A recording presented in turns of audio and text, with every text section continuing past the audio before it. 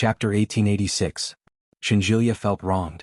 He grabbed Yi Chanshan's hand and said, "I didn't say that. They probably found out about my flight number and came to pick us up. They just didn't want you to stay in a hotel. What else could I do?" Yi Chanshan was a little angry. But it was their freedom to do what they wanted. What was the point of being angry? Shinjilia looked at Yi Chanshan and said, "Don't be angry.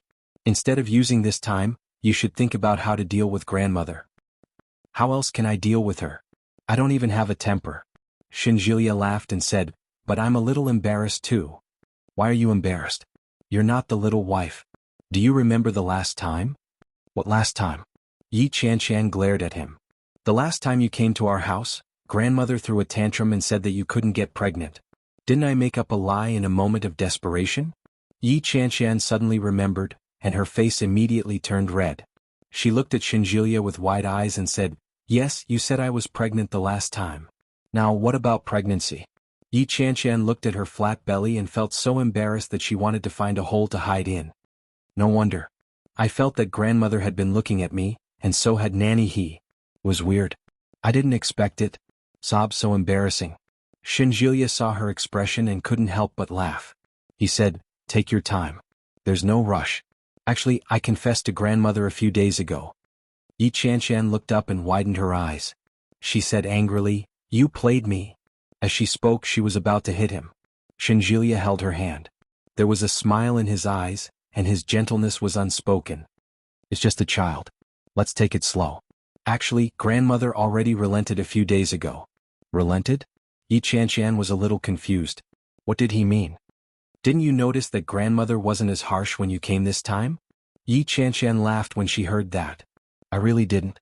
Shinjilia nodded her head helplessly and said, "You'll slowly realize that grandmother has actually given up." "Hey old Shen." Yi Chanshan hugged Shinjilia's waist and looked aggrieved. "Do you think we're going through a trial? Why are there so many things blocking the way when I want to be together? It makes me wonder if God is jealous of my beauty." Shinjilia burst into laughter. "Don't worry. God isn't just jealous of your beauty." Yi Chanshan was delighted to hear that. "Does that mean that you admit that I'm pretty?" No. I suspect that God appreciates your shamelessness. That's why he's giving you some practice." Yi Chanshan's face darkened.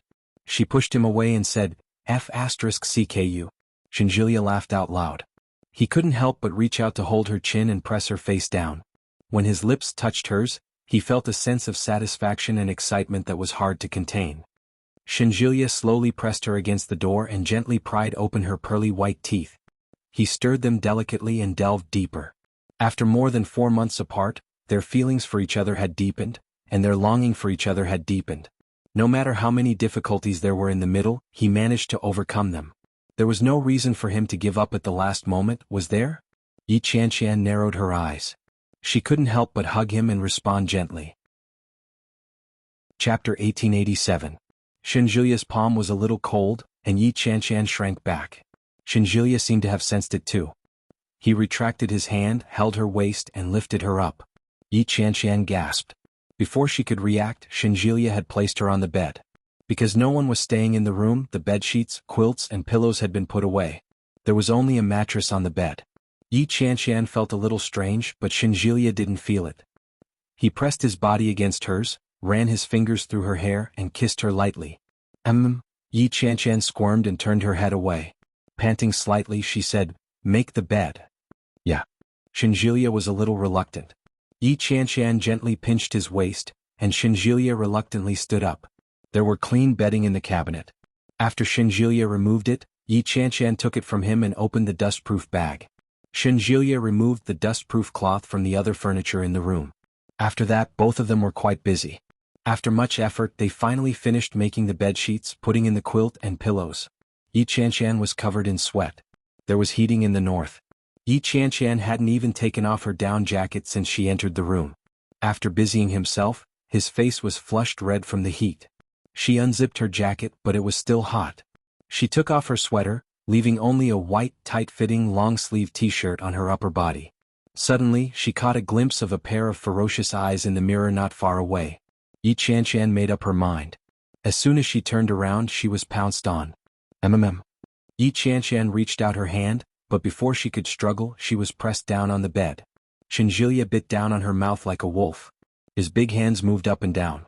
Just as he lifted the hem of Yi Chanchan's shirt, she heard a knock on the door.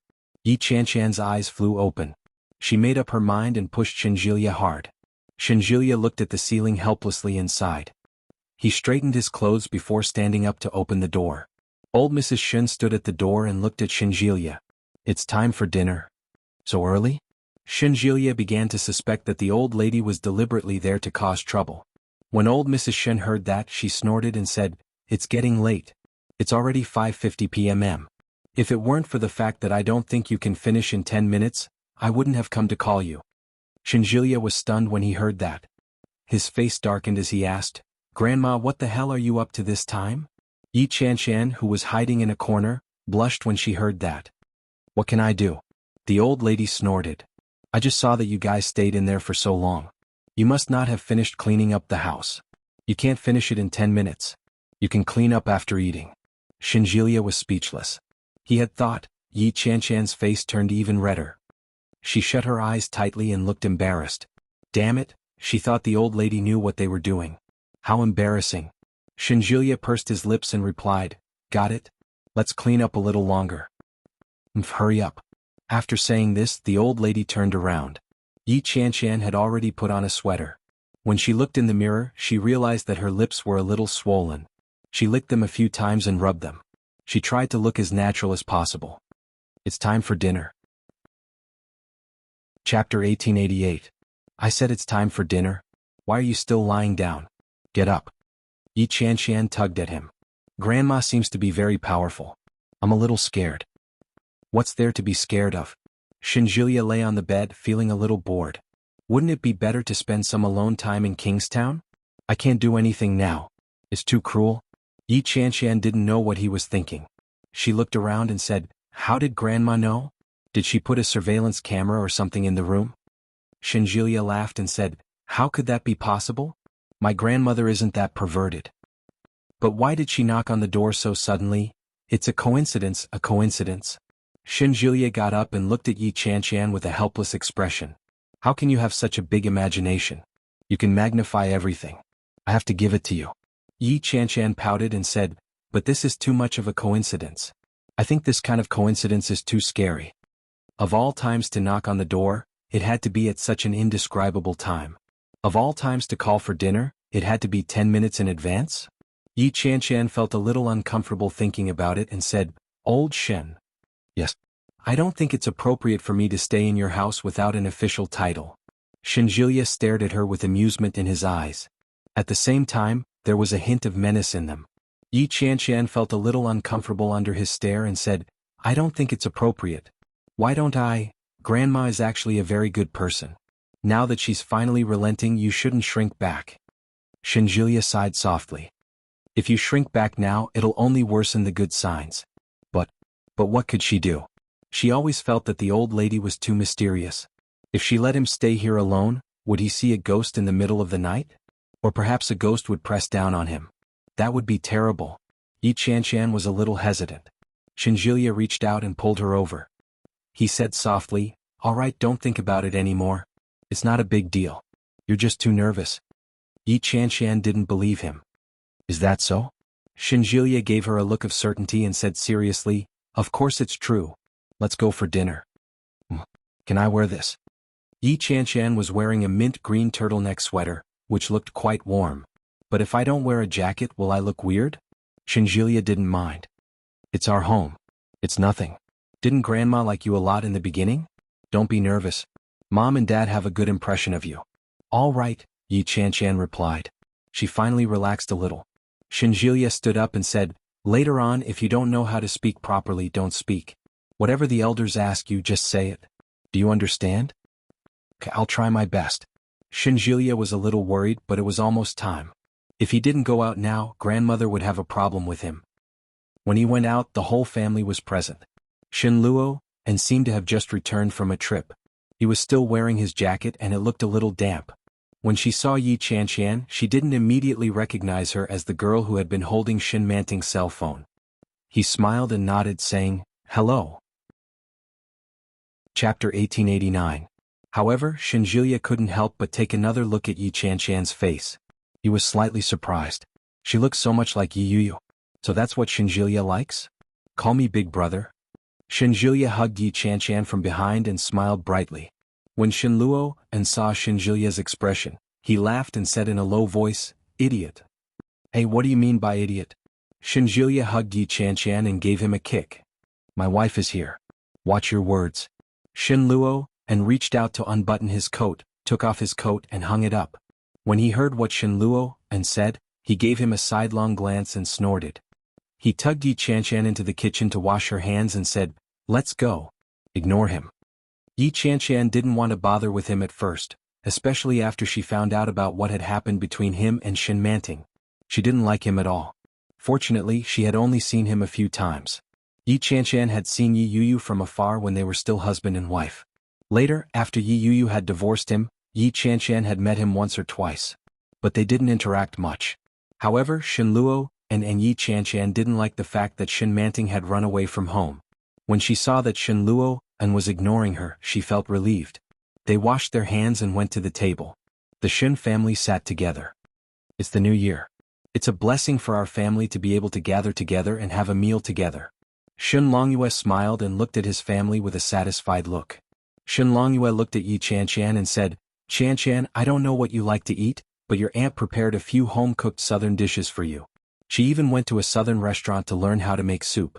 It took her a few days to learn. Try it." Yi Chanchan was flattered. When she heard that, she instinctively looked at Mrs. Shen. Mrs. Shen looked a little embarrassed and said, "No, I'm just interested. Don't listen to your uncle. But try it, it should taste good." Yi Chanchan was moved. She had thought that the Shen family would not welcome her. She did not expect that Mrs. Shen would do this. Was it really as Shinjulia had said? Was she just too nervous? Mrs. Shen took a bowl of soup and filled it for Yi Chanchan. Yi Chanchan quickly took it from her and said, "Thank you, Auntie." "Chanchan, how do you celebrate the New Year in the South? Is it different from ours?" Shin Longyue asked. Yi Chanchan didn't know how the New Year was celebrated in the capital, but she knew how the New Year was celebrated in her hometown. When she heard that, Yi Chanchan felt a lot more relaxed. She slowly began to talk about the customs of her hometown.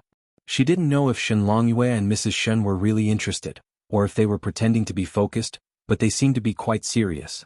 Shin Luo and looked at Yi Chanchan and seemed to be thinking about something. Suddenly he nudged Shinjulia and asked, "What's your girlfriend's name?" Shinjulia was a little confused. He looked at Shin Luo and then asked, "Didn't you know her before?" Besides, he often talked about Yi Chanchan at home. No matter what, it was impossible that he didn't know her name, right? "I didn't pay attention. I forgot." That's right, this person doesn't care about anything other than what he's interested in.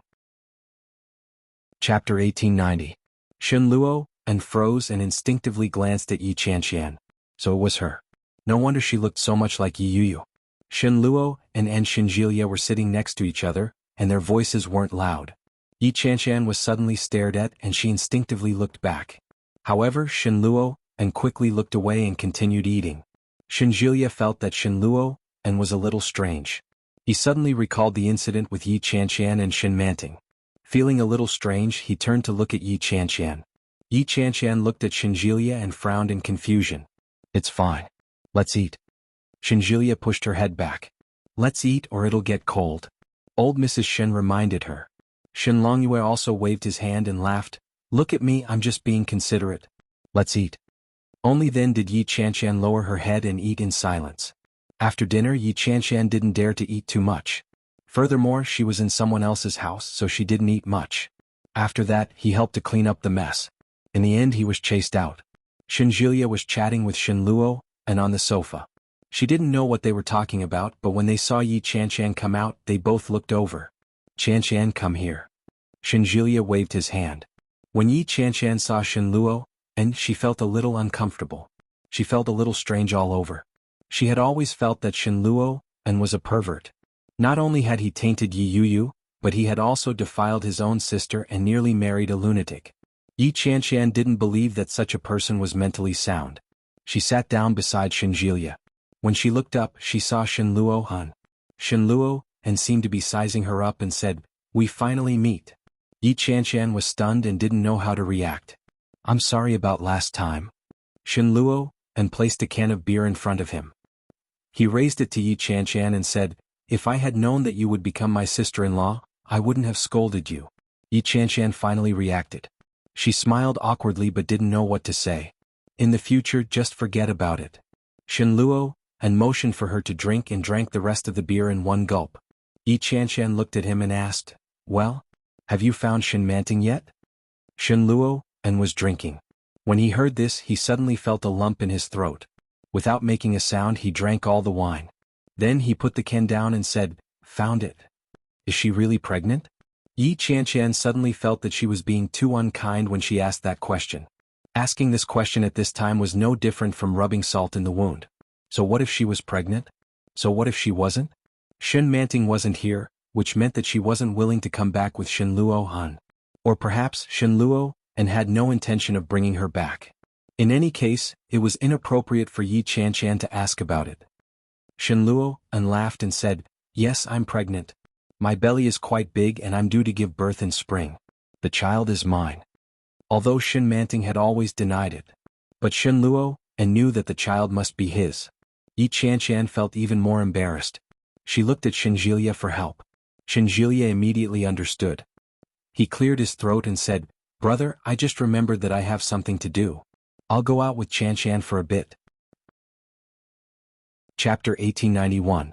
Shenluo, and appeared to be smiling. However, when Yi Chanshan looked at him, she inexplicably felt that he was rather pitiful. In fact, he did have feelings for Shen Manting. Yi Chanshan smiled at him and said, "Well, thank you, big brother." Shenluo, and was older than her. Even if she wasn't with Shenjilia, it wouldn't be too much for her to call him big brother. When he heard Yi Chanshan shout, he chuckled and nodded his head. "Go ahead."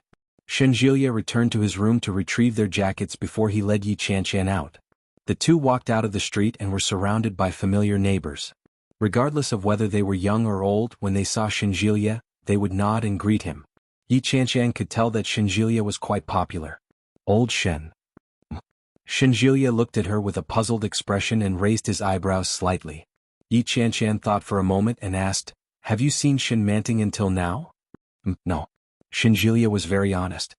He shrugged his shoulders and said, "I don't know how my brother found her, but she refused to come back with my brother. She stayed in the village with a big belly." "In a small village?" "Yeah. In Jiangnan. I heard that he's working as a private tutor or personal assistant. I'm not too sure, but it doesn't seem too difficult. He's just alone and he doesn't seem to have anyone to take care of him." Yi Chanshan nodded. "She was pregnant at Lily's wedding, wasn't she?" "Probably. It's been so long." Shenjilia stopped in front of a river and looked at its surface.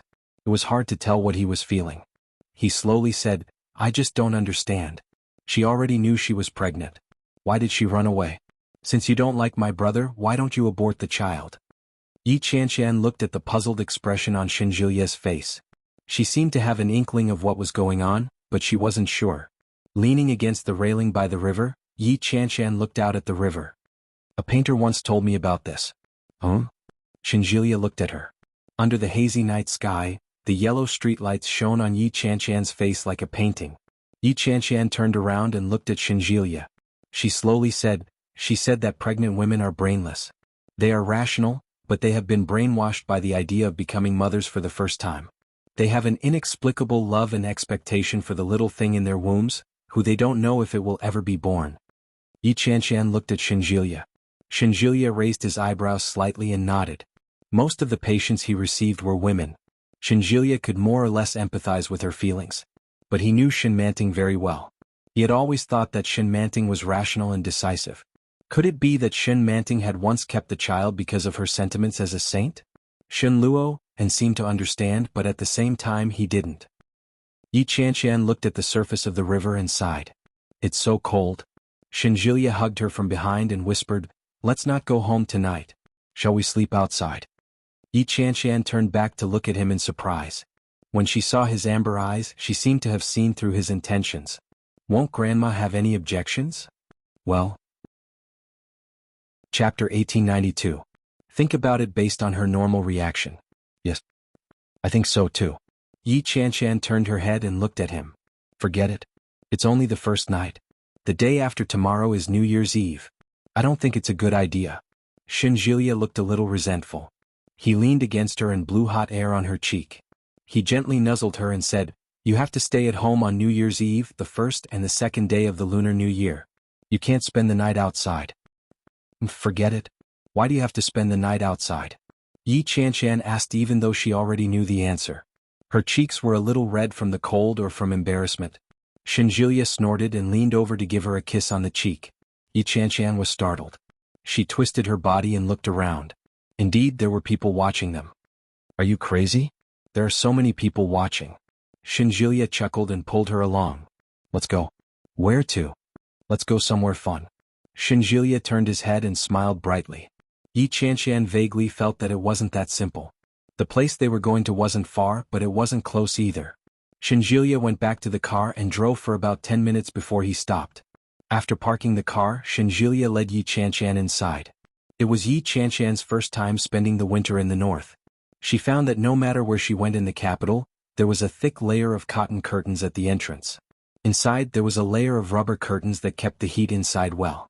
At the same time, it also served as a soundproof effect. Shinjilia led Yi Qianshan inside and found that it seemed to be a late-night snack shop. There weren't many people inside, but it looked very lively. When they saw Shinjilia walk in, a group of people looked over. "Old Shin is here. Come, come, come. I was just worried that my luck wasn't that good. Come sit down and take my place." "How can I take your place? I don't want to play anymore." "Old Shin, come, sit here." "Oh, you brought a pretty girl with you. Is she your girlfriend?" There were many people, but it didn't seem chaotic. Everyone looked very clean, but the atmosphere was noisy like a card game. Shinjilia led Yi Qianshan inside. Faced with the stares of the people inside, he put his hand on her neck and said, "Why are you playing cards? Call your sister-in-law." It's really a girlfriend. She's so pretty." "Wow, old Shin, where did you get her?" "Tui, how can you talk about your brother like that? You should be asking him where he picked him up from. He's so lucky." Shinjilia couldn't help but laugh at their words. He scolded them with a smile. "Get lost. She has a good eye for talent. She fell in love with me at first sight. It can't be helped. I'm good looking, unlike you poor losers who only know how to play cards all day." As he spoke, Shinjilia brought over 2 chairs for himself and Yi Qianshan to sit down. Yi Qianshan had never met Shinjilia's friends. He had met his colleagues a few times, but they were just colleagues in Kingstown. It was a completely different concept from friends. There were about 6 or 7 of them. They all looked to be in their 20s or 30s. Their beer bottles were all over the place and some of them had very red cheeks. But looking at them, they all had serious looks on their faces. Indeed, birds of a feather flocked together. Even his brother seemed like a good person. "Hey, you're so arrogant now that you have a girlfriend. Don't think that I won't dare to beat you up just because your girlfriend is here. Ha, stop fooling around. Old Shin, aren't you going to introduce us?" "I'm Shinjilia." Shinjilia patted his chest. "Get lost." Chapter 1893. Yi Qianshan smiled and watched them bicker with each other. "Hey, who's here?" A familiar voice came. Yi Qianshan and Shinjilia turned their heads at the same time and saw a man walking over. He was dressed in black casual clothes and looked quite fashionable. His black hair was short and he looked clean. Yi Qianshan recognized him. "Isn't this Luo Zhan?" "No, that's not right. He has a northern accent. He should be Luo Zhan's twin brother, Luo Ran." Luo Ran came up and looked at Shinjilia with a smile. "Dr. Shin, why didn't you tell us that you were coming?" Shinjilia stood up and punched him. Luo Ran reached out his hand and their fists collided. Then they clasped hands and put their arms around each other's shoulders. Shinjilia bumped into him and teased, "Aren't you going to the bar to pick up girls today?" "Bah, no way," someone shouted and laughed. Someone shouted and laughed out loud. "I was almost pestered by a woman. Where did I get the courage to go to the bar now?" "Ahahaha." Not only him but the people next to him also laughed when they heard it. "Xiayin, shut up." Luo Ran grabbed an empty beer can and threw it at him. Xiayin dodged and laughed even more arrogantly. "You're angry out of shame." Shinjilia was interested and asked curiously, "What's going on?" "There seems to be some hot news." "It's more than hot news. It's..." "Shut up." Luo Ran interrupted him. Another person chimed in, "What a disgrace to the little prince of love." Ahahaha. There was a roar of laughter. Luo Ran was annoyed and shouted, "Are you done?" Shinjilia was shocked and looked sideways. Luo Ran's temper was not bad, even better than Shinjilia's. It was rare for him to speak so loudly like today. So what's going on? Shinjilia was even more curious. Xiayin shrugged and said, the little prince of love won't tell me. The little prince of love is angry. Little prince of love, do you want to drink? Get lost. Luo Ran couldn't bear it anymore. If you say another word, I'll *ck you. No one knew who laughed first, but the scene that had just quietened down with great difficulty burst into laughter again. When Yi Qianshan saw the defeated look on Luo Ran's face, she could almost imagine how proud Luo Ran was when he was surrounded by them. That was why they were hitting him when he was down. Shinjilia opened a bottle of wine and took a sip. He chuckled and teased, what goes around comes around. Shut up. Luo Ran turned his head and gently punched him on the shoulder. Aren't you going to introduce us? I was going to introduce her, but you interrupted me. Shinjilia put on an innocent face and put down the beer can. My woman Yi Qianshan. Yi Qianshan smiled and said, hello everyone. My name is Yi Qianshan. Hey, she's quite pretty. Why is she a good match for Shinjilia? Bah, it's better than being with you. At least old Shin is still a virgin. Yi Qianshan couldn't help but burst out laughing. She gave Shinjilia a strange look. Shinjilia picked up a few melon seeds and threw them at her. With a dark face he said, shut up. Oh, I've put in a lot of effort to prove your innocence in front of your girlfriend, but you threw them at my face. Is there any justice in this world? Chapter 1894. Shinjilia's face turned red and he said confidently, to prove my chastity I would rather die than submit. Are any of you cleaner than me? Well, I'm not as clean as you, but you're a virgin. As soon as Xieyin's voice fell, the group of people burst into laughter again. Seeing the group of people laughing so happily and seeing Shinjilia's slightly red face, Yi Qianshan coughed lightly and said, not anymore. The laughter stopped abruptly. Yi Qianshan's face was a little red, and she felt a little embarrassed under the eyes of the people around her. Shinjilia let them laugh because he respected her. Yi Qianshan knew that, but she couldn't stand it anymore when they laughed at him like that. Although she was a little embarrassed at least when she saw their expressions, Yi Qianshan felt a sense of relief. Shinjilia didn't expect Yi Qianshan to say that. He was surprised, but at the same time he felt happy. Aha! Shinjilia saw the expressions of the group of people, and he had never felt so happy before. He couldn't help but hug Yi Qianshan and kiss her on the cheek. He said, I wanted to let these guys be proud, but I didn't expect you to be so honest. How boring. Yi Qianshan really wanted to roll her eyes at him. Look at how proud you are. If it weren't for me you wouldn't be so happy. However, she still had to give a man face. When she heard that, Yi Qianshan lowered her head shyly and said, well, I'll bear with it next time and not expose it. Shinjilia looked even more proud. He loved Yi Qianshan's cooperation. When the people around heard that, they all looked angry. That's too much. You can't show off your love like this. If you have the guts, play cards with us. Old Shin, I didn't expect you to be so cunning. You deliberately brought your girlfriend to show off. I've seen through you. When Luo Ran saw Shinjilia's proud and arrogant face, he couldn't help but laugh. He took a sip of wine and introduced himself. Hello, sister-in-law. I'm Luo Ran. As he spoke, Luo Ran pointed to a few people next to him and said, the one with the nasty mouth is Xiayin, the one with the reddest face is Lin Bin, the thinnest is Wang Shanin, and... After introducing them one by one, Yi Qianshan realized that they were all college classmates. Most of them were doctors, but there were also a few from other professions. It could be seen that their relationship was very good. However, after spending some time with Shinjilia, he realized that Luo Ran was the closest to him. No matter what Shinjilia said, Luo Ran could keep up with him. Shinjilia could see through Luo Ran's thoughts. There seemed to be an unsurpassable tacit understanding between the two of them. Just a glance was enough to communicate. In the past, it was the same between her and Fang Tong Tong. Since when did everything change? After 3 rounds of drinking, Luo Ran, who had already drunk a little, was forced to drink more by Shinjilia. He was beginning to get drunk. From then on, Shinjilia began to ask Xiayin about the story of Luo Ran, the famous prince of love who had lost his footing. Yi Qianshan leaned over curiously, but Xiayin deliberately kept her in suspense and asked, you want to know? Play a few rounds with us? Shinjilia replied. Don't talk too much. Be civilized. Bah. Do you want to fight? Fight. Chapter 1895. Shinjilia knew there must be more to it than meets the eye. Yi Qianshan's interest was piqued when she heard that. Xiayin smiled and said, that's not the point. The point is that the lady boss seems to have been paying attention to our little prince of love for a long time. The reason why she hit it off with Luo Ran last time is probably because she's blind. She's really blind to fall for Luo Ran, Shinjilia said. Yi Qianshan blinked and said, I think Luo Ran is quite handsome. Handsome? Shinjilia glanced at Yi Qianshan. Yi Qianshan stuck out her tongue and didn't say anything. Xiaoyin chuckled and said, his looks are impeccable, but the number of women Luo Ran has slept with must be more than the number of men you've met. He goes to all kinds of nightclubs every day to date women. Can you imagine what kind of woman would fall for him? Yi Qianshan had heard a little about it, but she didn't expect Luo Ran's private life to be so messy. Aha! That woman has a lot of influence. She's very strict about catching him. Basically, every time Luo Ran goes to a bar, that woman will definitely appear. Then as soon as Luo Ran starts to pick up girls, he'll definitely ruin it. That's really tragic. Shinjilia began to sympathize with him. The little prince of love is going to ruin his reputation.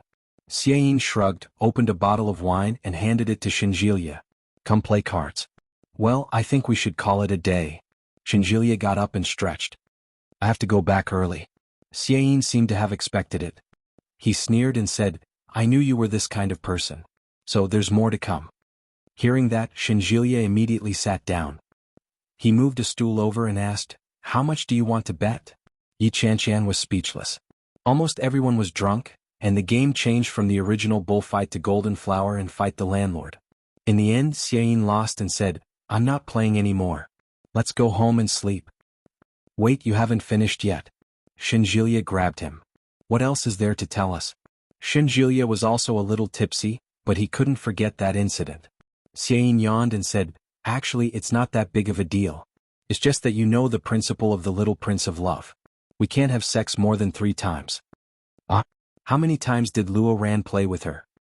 I don't know. Xiaoyin took a sip of wine. But we've seen it more than 3 times. Yi Qianshan secretly clicked her tongue. How could such a person be a doctor? His background seemed to be strong enough. Or, was his ability strong enough? Such a person needed to be strong in every aspect.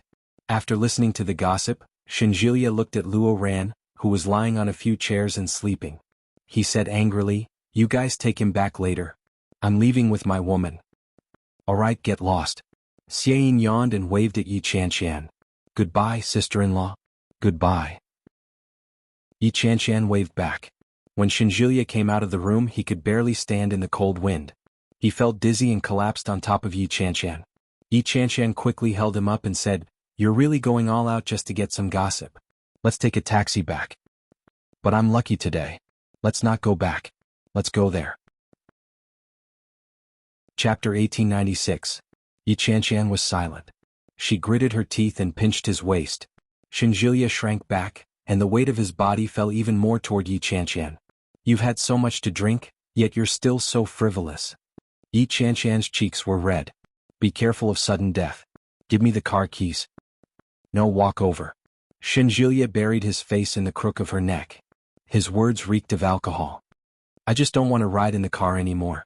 I feel like I'll puke to death if I do. Yi Qianshan turned her head away in disgust and said, get lost. You stink. I don't want to take the car, Shinjilia said coquettishly. Let's go. Yi Qianshan pursed her lips. In the end, she still half supported him as they walked toward the hotel. After getting a standard room, Yi Qianshan politely declined the waiter's request for help. She helped Shinjilia into the room and finally found the room. She opened the door and threw him onto the bed. Shinjilia was thrown to the ground and he almost vomited. He opened his eyes and looked at Yi Qianshan. His vision blurred. With a look of disgust on her face, Yi Qianshan stepped forward to help Shinjilia take off his coat. She then went to boil a pot of water for him. There was fruit juice in the fridge. He took out the sour plum juice and warmed it in the kettle. When Shinjilia was helped up to drink the sour plum juice, he was a little confused and asked, isn't this sour plum juice? Yeah. Sour plum soup to cure the hangover? I don't know, but I know that sour plum soup can stop vomiting. Yi Qianshan helped him up and poured the plum soup into his mouth. Shinjilia couldn't drink anymore and turned his head away. My stomach is full of water. Can't you feel sorry for me? Yi Qianshan gritted her teeth and smacked him in the stomach. Shinjilia wailed and looked at Yi Qianshan pitifully. Serves you right. I need to go to the bathroom, Shinjilia whispered. No matter how Yi Qianshan heard it, this guy sounded like he was acting coquettishly. Go by yourself. What if you fall? So what if you fell? Why did you drink so much? Although she said that, Yi Qianshan still supported him and walked step by step to the bathroom. After urinating, Yi Qianshan touched his neck and realized that there was a thin layer of sweat on it. She unhappily took off his sweater and scolded, "You don't know how to say it when it's hot. You might as well die from the heat." "Hot? You're only telling me now? I've already taken it off." Shinjilia opened his eyes in a daze. He looked at Yi Qianshan and said, "Of course not. You lied to me." Yi Qianshan was speechless.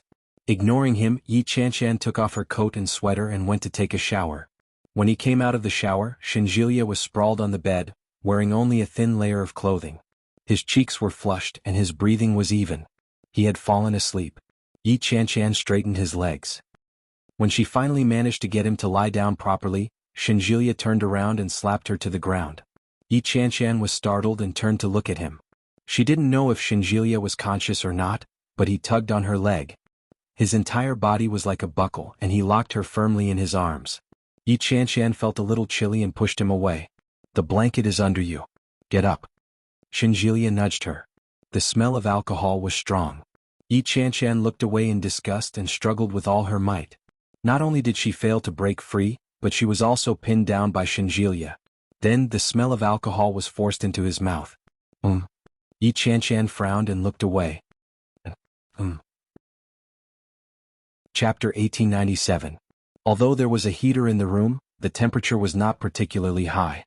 Shinjilia's kiss sent chills down her spine. However, he couldn't break free even if he wanted to. The drunken Shinjilia seemed to be much stronger than usual.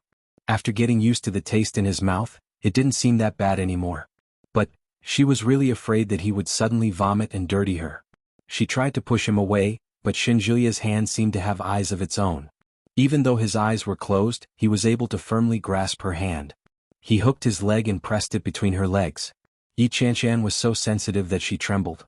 She simply gave up resisting. She reached out, unbuckled his belt and tore his shirt open almost roughly.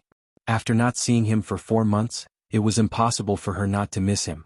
Perhaps it was because it had been a long time, but Yi Qianshan didn't have a particular need for such things. It was just that at this moment his body felt a little hot from the teasing. Shinjilia suddenly opened his eyes. His palms pushed her clothes higher, and his movements gradually became gentler. It was only then that Yi Qianshan realized what was going on. What the f*ck? Pretending to be drunk? However, it was too late now. Shinjilia pulled up the blanket and covered the two of them. Yi Qianshan's breathing became more and more erratic. "I missed you." Shinjilia's voice was low, and it carried the sexiness of drunkenness. Yi Qianshan opened her eyes and saw him crawling on top of her. She looked loyal and adorable. She couldn't help but raise her head to kiss him, but Shinjilia kissed her back forcefully. The night was long, but the night was short. Perhaps it was because of the alcohol, but Shinjilia was exceptionally rough this time. Yi Qianshan almost punched him and shouted, "Slow down." Shinjilia chuckled and said slowly, "Don't worry. It won't be too soon." Yi Qianshan replied, "Yeah? Bastard." Yi Qianshan didn't know what time it was when it ended. She drifted off to sleep only to be woken up again in a daze. Yi Qianshan was shocked. She snapped out of it and exclaimed, "What are you doing?" He wanted to close his legs, but they were immediately pried open. "Don't move. Enjoy it." When he slept, he didn't draw the curtains. When he woke up, the sky was already bright. Yi Qianshan felt that she might fall apart from the torment, but her eyes were blinded by the bright sky. She got up and drew the curtains before climbing back into bed to continue sleeping. However, as soon as he climbed up, he was hugged tightly. Yi Qianshan stiffened and warned, "If you mess with me again, I'll kill you." Shinjilia chuckled and said, "I'm done. I'm going to sleep." Yi Qianshan was infuriated by his laughter. She pushed and kicked him, but that wasn't enough. She bit down on his neck. Shinjilia screamed, "Aya, murder?" Yi Qianshan didn't exert much force. When she heard him scream so miserably, she immediately let go. "Bah, bah." Shinjilia hugged her tighter and whispered, "Aren't we going to sleep?" Yi Qianshan kicked him and yelled, "Do you have a death wish?" Shinjilia chuckled. He held her in his arms as he closed his eyes and whispered, "I want a child." Yi Qianshan closed her eyes and opened them again. Chapter 1898. Shinjuya's voice was very low, and he sounded very sleepy. Shinjuya's eyes were half closed and his breathing was even. She turned her body slightly and hugged his head. She whispered, "Actually, it's not that important whether we get married or not. It's just a certificate. It's no big deal." Shinjuya didn't open his eyes. He silently moved closer and hugged Yi Chanshan tighter. Yi Chanshan continued, "Although we're not married yet, what's the difference between us and those who are married? Yes. There's no difference. We'll still be together. We'll still eat and sleep. We'll do whatever married people can do. Getting married isn't just for the sake of making love." Shinjuya raised his head. His straightforwardness made Yi Chanshan blush. "I can also give birth to your child legitimately and let you call my parents mom and dad. Your father and I can call each other father and son. I can also make your home my home and my home your home. From then on, you and I will recognize each other and the law will bind us together. When that time comes, we will never be able to separate." Shinjuya's long speech made Yi Chanshan burst out laughing. She reached out to caress his face and asked, "Are you afraid that I'll run away with someone else?" "I'm afraid." "Don't worry." Yi Chanshan kissed him on the lips. "Other than death, nothing can separate us." As he spoke, he raised his left hand. On it was a sparkling diamond ring. "We're already married, it's just a formality." Shinjuya pressed her hand down and held her in place. In a low voice he said, "That's exactly what I want." Yi Chanshan was speechless. Actually, she really wanted it. "Oh, I'm so sleepy." Yi Chanshan changed the topic. "I'll take a nap." "Yes." Shinjuya calmed down. He hugged her and closed his eyes. She slept all the way until noon. When she woke up, Shinjuya was in the bathroom taking a shower. Yi Chanshan yawned and picked up her clothes. By the time he finished showering and blow-drying his hair, it was already past 2 in the afternoon. After checking out of the room, Yi Chanshan felt a little guilty at the thought of going back. "How about we don't go back?" They pretended that they hadn't just woken up and had been out for the whole day. Shinjuya could tell what she was thinking at first glance.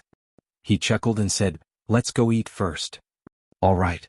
Yi Chanshan replied, but she felt like she was floating as she walked. As she supported Shinjuya, Yi Chanshan was slightly annoyed and said, "There won't be a next time. If this kind of perverted torture happened again, she might really fall apart." Shinjuya pretended not to hear her. He pulled her into his arms and returned to the spot where he had parked the day before. The two of them found a place to eat and Shinjuya took Yi Chanshan out to play. Considering that Yi Chanshan's legs weren't working well the night before, Yi Chanshan took her to play some activities that weren't physically taxing and didn't require her to walk. During that time Mrs. Shun called him several times, but Shinjuya brushed it off vaguely. When he got home, it was already past 8 o'clock in the evening. Mrs. Shin and Shin Longyue were sitting on the sofa watching TV. When they saw them, the couple looked at each other but didn't say anything. They pretended not to see them.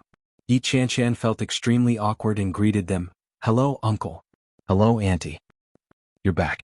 Do you want to eat?" "Nanny," he came up to them and asked. "I left some food for you. Shall I heat it up for you?" Chapter 1899. "Okay, let's heat it up. We haven't eaten yet." It had been a while since he had eaten in the afternoon. When Nanny he heard that, she turned and went into the kitchen. Shinjuya led Yi Chanshan to the sofa and sat down. Mrs. Shun glanced at Shinjuya and said, "Your brother went to look for Manting." Shinjuya was surprised. "When did you go there?" "This afternoon. I heard that Manting isn't in good health. It's the new year, so she abandoned her home and went to look for that woman." The old lady's unhappy words were heard, and it sounded like she was very angry. When Yi Chanshan heard the old lady's voice, she subconsciously turned her head to look. Old Mrs. Shun was in her pajamas. She glanced at Yi Chanshan and said, "You're finally back. I thought you were going to kidnap my grandson." Yi Chanshan felt a little awkward. She looked at the old lady and greeted, "Hello, Grandma." Shinjuya wasn't happy to hear that. He interjected, "If anyone is going to kidnap someone, it should be me. How can a grown man like me be kidnapped?" Old Mrs. Shin sat down and said, "Julia, don't go out all day. It's the new year. Stay at home." "I'm just going out to play. I'll bring Chanshan to meet my brother. Everyone says that Chanshan is very pretty. Beauty can be used to make a living." Old Mrs. Shun glanced at Yi Chanshan. "It's not enough to be pretty. You have to be virtuous. My wife is very virtuous. She knows how to do housework and cook. She's very good at it," Shinjuya said proudly. She felt a little guilty. In reality, when they lived together, Shinjilia was the one who did the work. Old Mrs. Shin didn't know that. She believed him without a doubt and said, "As long as you like it." "Of course I like it very much." "Jilia, it's time to eat, Nanny," he called out. "Alright, let's go eat." Shinjilia pulled Yi Qianqian up, and the two of them sat at the table together. The food was delicious. Yi Qianqian held her chopsticks and glanced at Shinjilia. Shinjilia looked at her at the same time. They stared at each other for a while before they both burst out laughing. Yi Qianqian lowered her head silently. Her heart felt like it was filled with honey. "As long as you like it." "Of course I love it." Connecticut. The weather was cold, but the Lee family's old residence was very lively. There were doctors in civilian clothes coming and going, and everyone in the Lee family was smiling. "Northbound. Northbound." A woman's scream came from inside the room. Outside, Li Beixing was as anxious as an ant on a hot pan.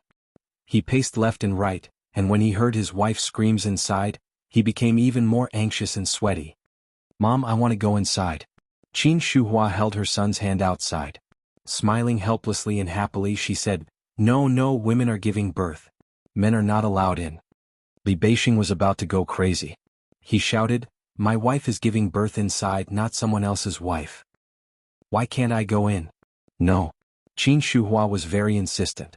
She pulled Li Beixing away and said, "If a man goes in, it's not good for the pregnant woman. How can there be so many feudal superstitions? I don't believe it." Chapter 1900. Li Xiqing glanced at Li Beixing and said, "Why are you so agitated? Your wife is worried about you in there." When Li Beixing heard this, he was exasperated. He gritted his teeth and said, "It's easy for you to say that. It's not like your wife is giving birth. Of course you're not anxious. Let's see how your wife looks when she gives birth." Li Xiqing shrugged and said, "It's not like my wife hasn't given birth before. She even gave birth to two. Now that she's only giving birth to one, it will definitely be easier than the first time." As he spoke, his face was filled with pride. Li Beixing was annoyed when he saw his smug look, so he simply stopped looking at him and sat on the stool that Lu Sa had brought over at the door of the room. Qin Shuhua was still worried. She stood where she was and stared at Li Beixing, afraid that he would slip in if she wasn't careful. Sitting on the sofa, Li Xiqing glanced at her belly. It wasn't big, not even as big as when she was pregnant with Desu and Ursu for more than 7 months. So, it shouldn't be that painful, right? In fact, Li Xiqing was not sure. Arguing with Li Beixing just now was just him being stubborn. Only the heavens knew that this was the first time he was truly witnessing the birth of his own child. Desu and Ursu had grown up, and Li Xiqing owed them 4 years. As for this child, he had to take good care of him until he grew up. When Li Jinan saw how focused Li Xiqing was, he called out, "Second brother." "Yes." Li Xiqing looked up. "Nervous?" Li Xiqing pursed his lips and said, "No." "But why do you look so nervous?" Li Jinan teased. "What's there to be afraid of? It's not the first time second sister-in-law has given birth." Glancing at him, Li Xiqing decided not to talk. Su Qinxi also felt his nervousness. She reached out and gently comforted the back of his hand, saying, "It's okay. Giving birth is actually not very painful." After all, Su Qinxi had a difficult delivery last time. After the natural birth failed, anesthetics were applied and the child was cut out. It was very painful, but she could not remember exactly how painful it was. *CK. Li Beixing suddenly shouted, "What kind of stupid rule is this? You can't go to the hospital during the new year, and you can't go to the hospital when you're giving birth. What's the point of having a hospital then?" Both Qin Shuhua and Lu Sa laughed at his words. Lu Sa said, "Young people just can't keep their cool. Young mistress is doing fine now. The doctors have prepared all the equipment. When we gave birth, it was really miserable. We couldn't go to the hospital all year round, and the equipment wasn't as advanced as it is now. Think about how much we suffered." "That's right. When your mother gave birth, she hired a midwife at home." Qin Shuhua was a bit angry, but she was also looking forward to it. She said, "I don't know if Manyu's child is a boy or a girl. It would be great if it's a girl." In your dreams. Old Master Li slowly walked out of the room with the help of his walking stick. It has always been difficult for the Li family to have a daughter. It's not like you don't know that. It had always been like this. In Li Xiqing's generation, Li Weiya was the only woman in the Li family. Later, Su Qinxi's belly worked hard and gave birth to a pair of twins, a girl. At this moment, the one in Xiu Manyu's belly was probably Xian. Chapter 1901. Old Master Li's words made everyone laugh. Yi Yu came up and helped Old Master Li to sit on the sofa. Old Master Li snorted and said, "What are you laughing at? Am I right?" Old Master Li's back was hunched and his silver hair was loose. The wrinkles and age spots on his face were obvious. He slowly walked to the sofa and said, "In the past there were midwives who worked on their own. Now, when people want to deliver a baby, they have to go to a hospital to hire a midwife. Oh no, the name is much more elegant now. People call them obstetricians and gynecologists." "Grandpa, have some tea." Su Qianxi handed a cup of tea to Old Master Li and couldn't help but laugh. The doctor is still inside. He won't be happy if he hears this. How can he not be happy? Old Master Li took the tea. He can earn extra money during the new year. He must be very happy. But Qian, why didn't the children come? The children are at home. Daisa brought his friend over for the new year. Nanny Rong has nothing to do at home this year, so I asked her to take care of the children for me. We will go back to our hometown for the new year tomorrow. Su Qianxi sat next to Li Xiqing and spoke of the children with a gentle smile on her face. Old Master Li heard that and nodded. "That's great. It's great that the children are so obedient. I was afraid that you wouldn't be able to take care of the 3 children by yourself. But is Daisa's friend the little guy who came from the capital last time?" "Yes, his name is Chu." "Well, his full name is Yu Chulin, right? It sounds quite nice." Old Master Li nodded. Qian's child, whether it's a boy or a girl, has been named Li Moyun. "Grandpa, what about me?" Li Jinan leaned over. "This is my first child. Grandpa, please help me name him." I'll help you. What should he be called?" "I don't know." Li Jinan had left the name for Old Master Li, so he didn't even think about it. "I've already named the eldest. If it's a boy, he'll be called Li Yuanhang. If it's a girl, she'll be called Li Qinhuan." "Sounds good." Li Jinan quickly flattered. "What about mine?" With a look of disgust, Old Master Li reached out and pushed his face, saying, "Don't worry about it. I'll think about it slowly." Li Xiqing smiled and said, "Grandpa, I bought some bacon for you. I'll ask Mom to make some for you later." "I don't have any teeth. I can't eat any more." Old Master Li snorted and turned his head away. "Why don't you get me something soft to eat? It's specially processed so it's not hard." Su Qianxi interrupted, "I've tasted it. It's very soft and melted in my mouth, but it still tastes very good." "What's the point of that?" The old man sighed. I'm old. Being able to live to this age is already a blessing. What else can I hope for? I have a house full of grandchildren and everything else is perfect." "Wow!" The loud cry of a baby drew the attention of everyone in the room. Li Beixing was like a spring that had been released. He jumped up, laughed loudly and said, "I've given birth." As he spoke, he wanted to go in. "Don't let him in. I'll wash the baby." Of course, Qin Shuhua knew. While she was excited, she pressed down on her son and asked, "Is it a boy or a girl?"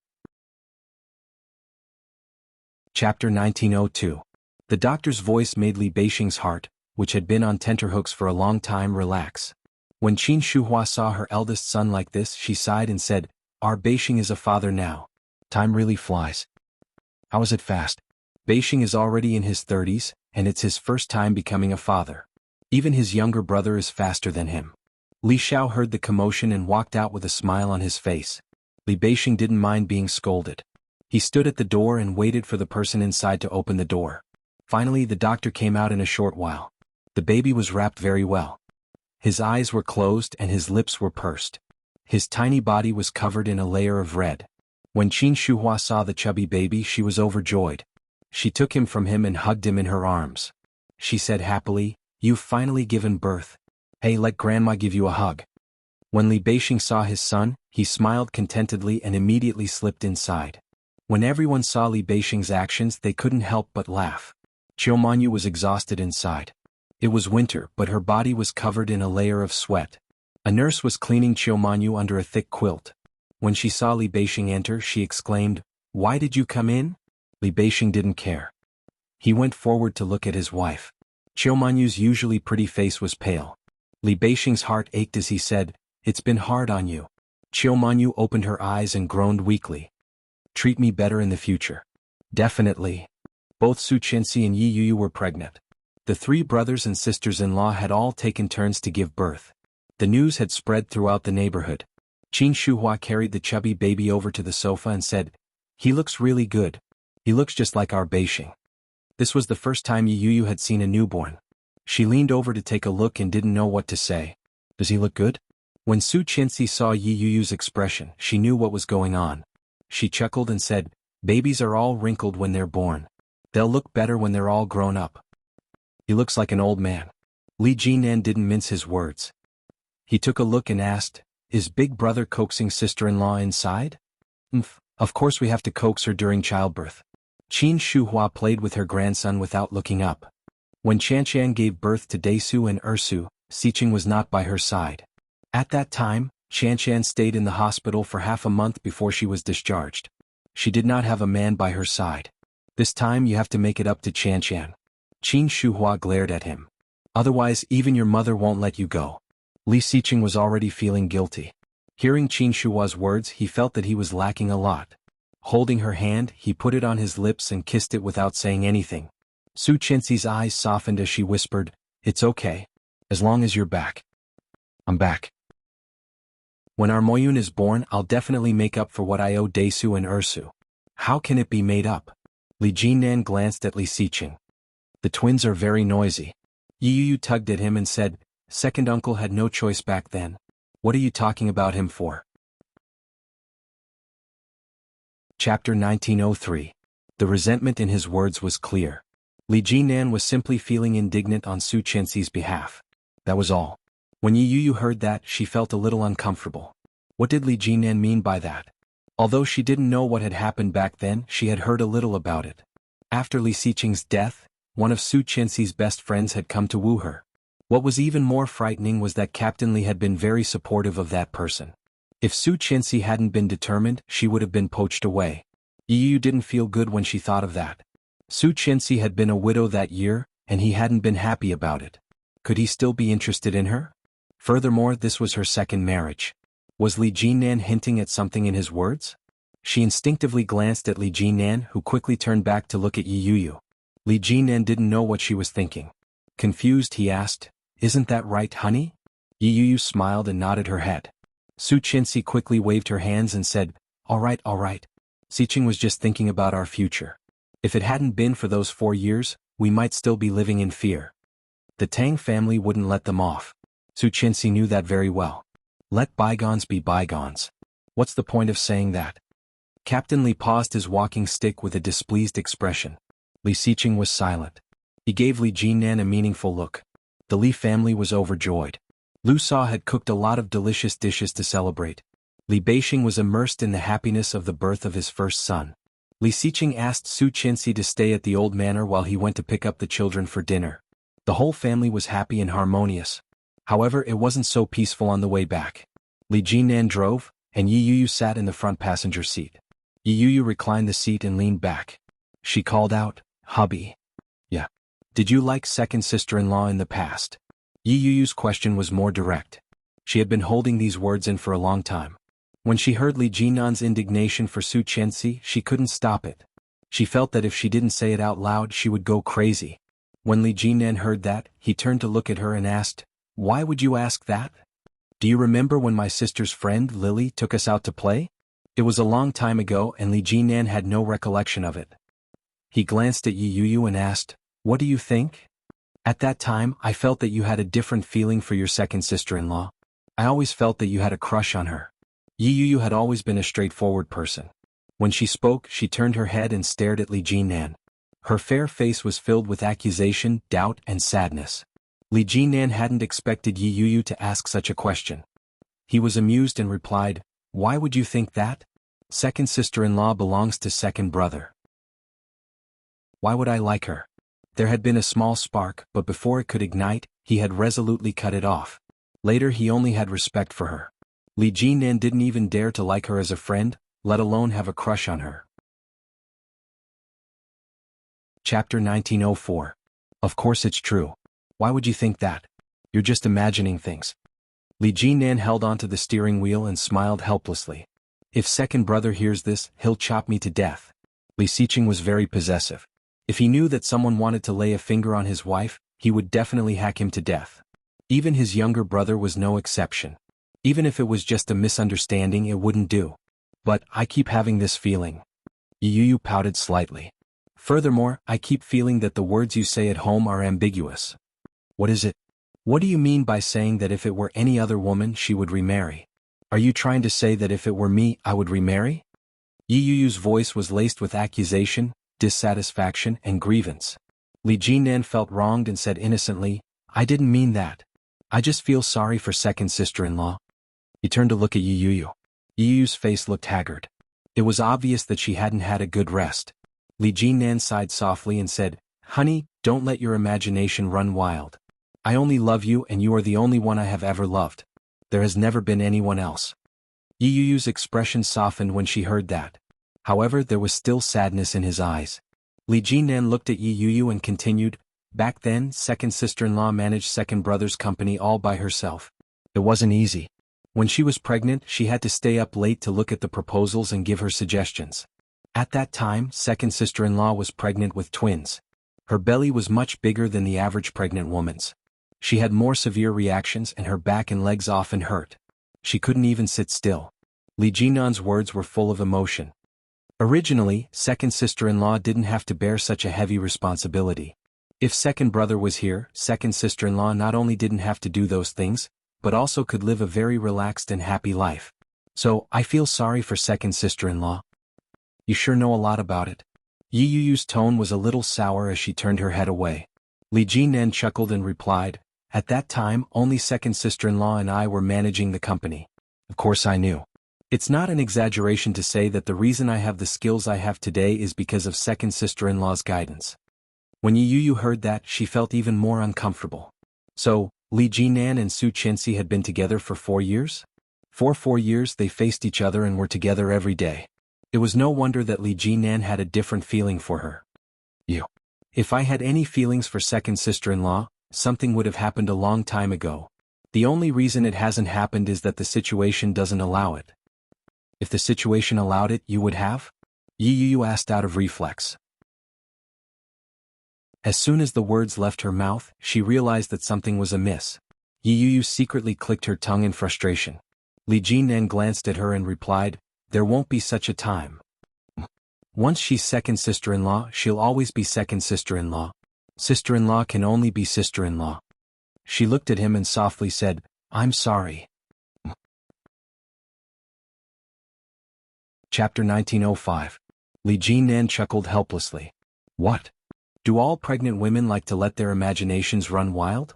Li Jinan didn't know what to do with her. He held his forehead and said, That's not what I meant. Yi Yu felt even more aggrieved and said, Let me tell you, if a man really comes to seduce me, I won't leave Li Jinan. I believe that you won't. No, even if you die, I won't. Yi Yu interrupted him. I can be like second sister-in-law. Li Jinan couldn't help but laugh when he heard that. The car had already entered the neighborhood. Li Jinan drove steadily. The speed of the car wasn't fast. He slowly looked at the greenery around him. He was in a good mood. Yi Yu continued, Although I might not be able to manage such a big company as well as second sister-in-law, I will try my best. I will take good care of the child and raise him well. If that doesn't work, I will study. If second sister-in-law can do it, so can I. Yi Yu's eyes lit up. Li Jinan couldn't hold back his laughter. He stopped the car and leaned over the steering wheel to laugh. Yi Yu panicked and said, What are you laughing at? I'm serious. Are you hoping for me to die? Li Jinan asked with a laugh as he wiped his eyes. Yi Yu was annoyed when she heard that. She pinched his arm and said, You know what I mean. Ah. Li Jinan unbuckled his seatbelt and said, I know, but what you said will never happen. I'm just saying what if. There's no what if. Li Jinan leaned over and unbuckled Yi Yu's seatbelt. He gently said, We can still love for a long time. His low voice was magnetic and flirtatious. Yi Yu's heart skipped a beat at that moment. She found herself looking into Li Jinan's deep, dark eyes. She fell. It was out of control. Li Jinan cupped her face with his large hands and kissed her gently. It was a light and gentle kiss. Yi Yu pursed her lips. Li Jinan quickly got out of the car and opened the door for her. He helped her out. Li Jinan looked at her belly. He was filled with the joy and excitement of being a father for the first time. Do you think our child will be a boy or a girl? Yi Yu asked. Maybe a girl. It's probably a boy. Grandpa said it's impossible for it to be a girl. I like girls. It must be a girl. 321. The tender voice was like a sweet and sticky cotton candy. Li Jianyue turned around abruptly, but there was nothing behind her. A naughty smile appeared on his young face as he said, "Brothers, I'm here to look for you." However, there was still no movement in the empty living room. Li Jianyue was wearing a pink princess dress and a pink bow hairpin in her hair. Her round face was like a jade sculpture, and her big black grape-like eyes were rolling around. She tiptoed as she said, Brother Chu, Brother Mosen, where are you? Can you cough or sneeze?" No one answered. "I won't find you." Still no one answered. With a crafty look on his face, he shouted into the air, "Aya, little Sue. You came at the right time. Come and help me find my brother. No, Ursa can't cheat." Chapter 1906. Li Jianyue ran behind the curtains in the living room. Her crisp laughter was very eye-catching in the living room. She lifted the curtains but didn't see anyone. Li Jianyue was a little unhappy. She walked all the way and shouted, "Brother Mosen, you little liar. Where are you?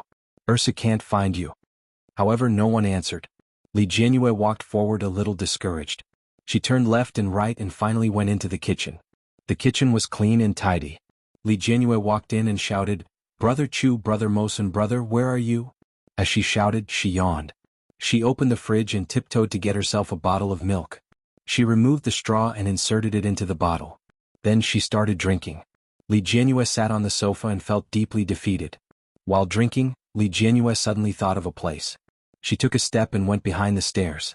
Behind the stairs was a small storage room, in which there were a few toys that the children usually played with. Every time she played hide-and-seek, she wouldn't look for this place. Of course, she didn't find anyone. Li Jianyue felt that she was very quick-witted. She shouted proudly, "I know where you are." Her short legs moved and she was already in front of the cubicle by the stairs. Li Jianyue twisted the door and walked in. However, the lights inside were on, but there was no one. Li Jianyue looked at the room full of toys and felt even more defeated. She could only close the door and then sighed. However, she suddenly thought of something and turned to open the door again. She looked behind the door. Indeed, a tall figure was behind the door. Li Jianyue was happy and was about to cheer when Yu Chulin immediately put his hand to his mouth and said, "Shu." Seeing him like this, Li Jianyue felt that it was a little fun to be mysterious. She also put a finger to her mouth and said, "Shu." Yu Chulin was older than them, so he was naturally taller than them. Seeing Li Jianyue's short body, Yu Chulin looked down and said, "Come in." Li Jianyue blinked her eyes, which were as big as black grapes, and stared at Yu Chulin. Yu Chulin was very fair. It was not as fair as Li Mosen's natural white complexion. Instead, it was the healthy skin of an Asian. She had a high-nosed bridge, red lips, and beautiful eyes.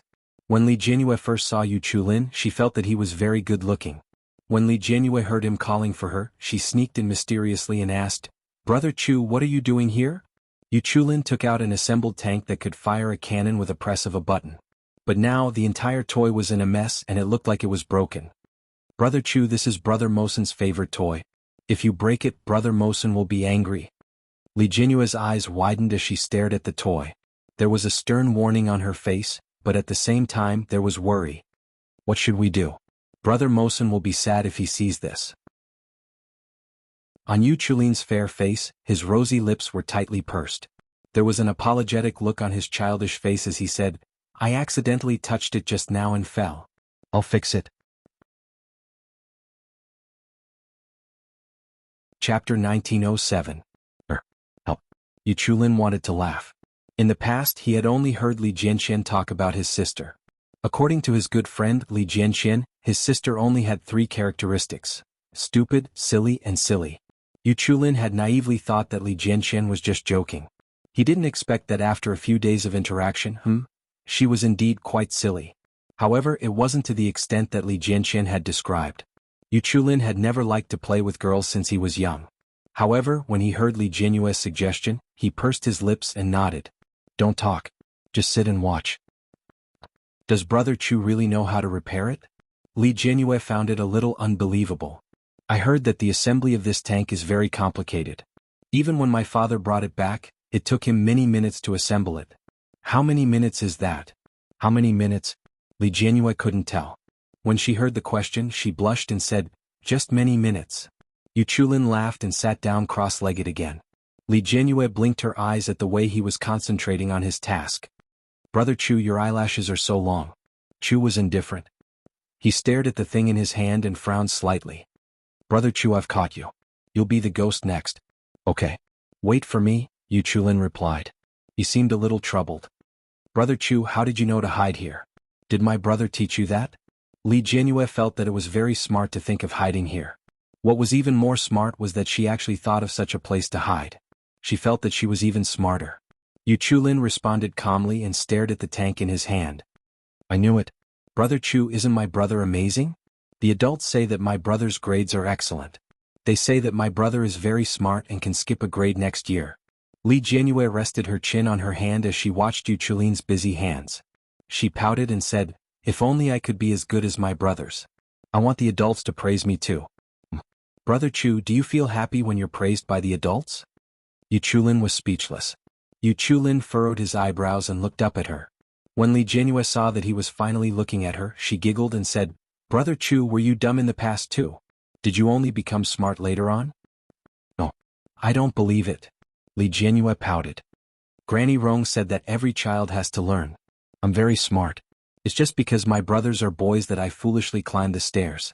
You want to talk about stages, right? When Li Jianyue heard this, she immediately understood. She nodded and said with a smile, yes.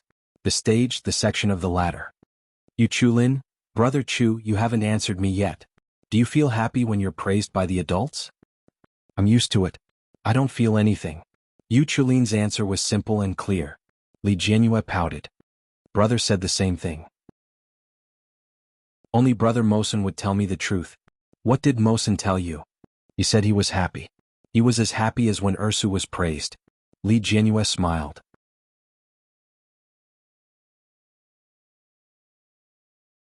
Chapter 1908. Li Jianyue snorted. Brother Mosen would never lie to me. Brother Mosen is the best brother in the world.